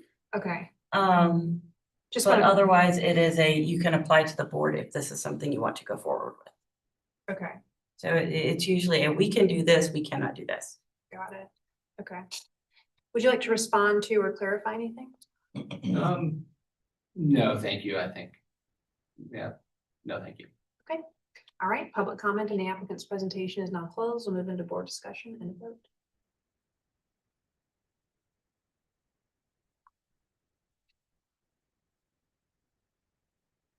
Thoughts? My thoughts is it's a wrought iron fence on top of a masonry wall, so it's open between the gate and the fence. So I liked it better the other way, but I wouldn't disapprove it this way.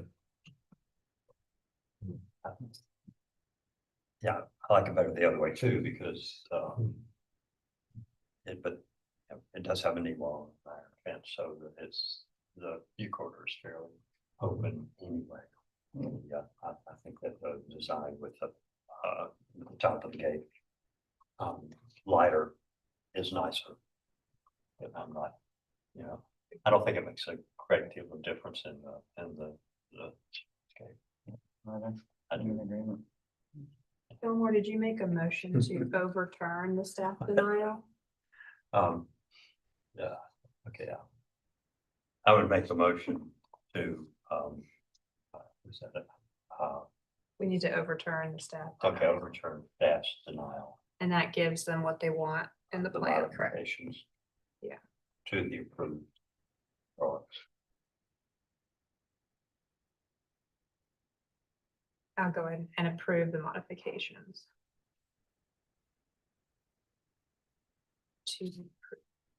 All right, we have a motion on the floor for to overturn the staff denial and approve the modifications to the approved drawings. Do I have a second?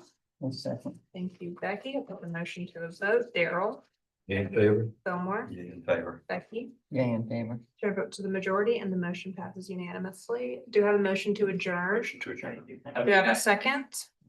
Second. Thank you, Becky. All in favor? Opposed? Wonderful.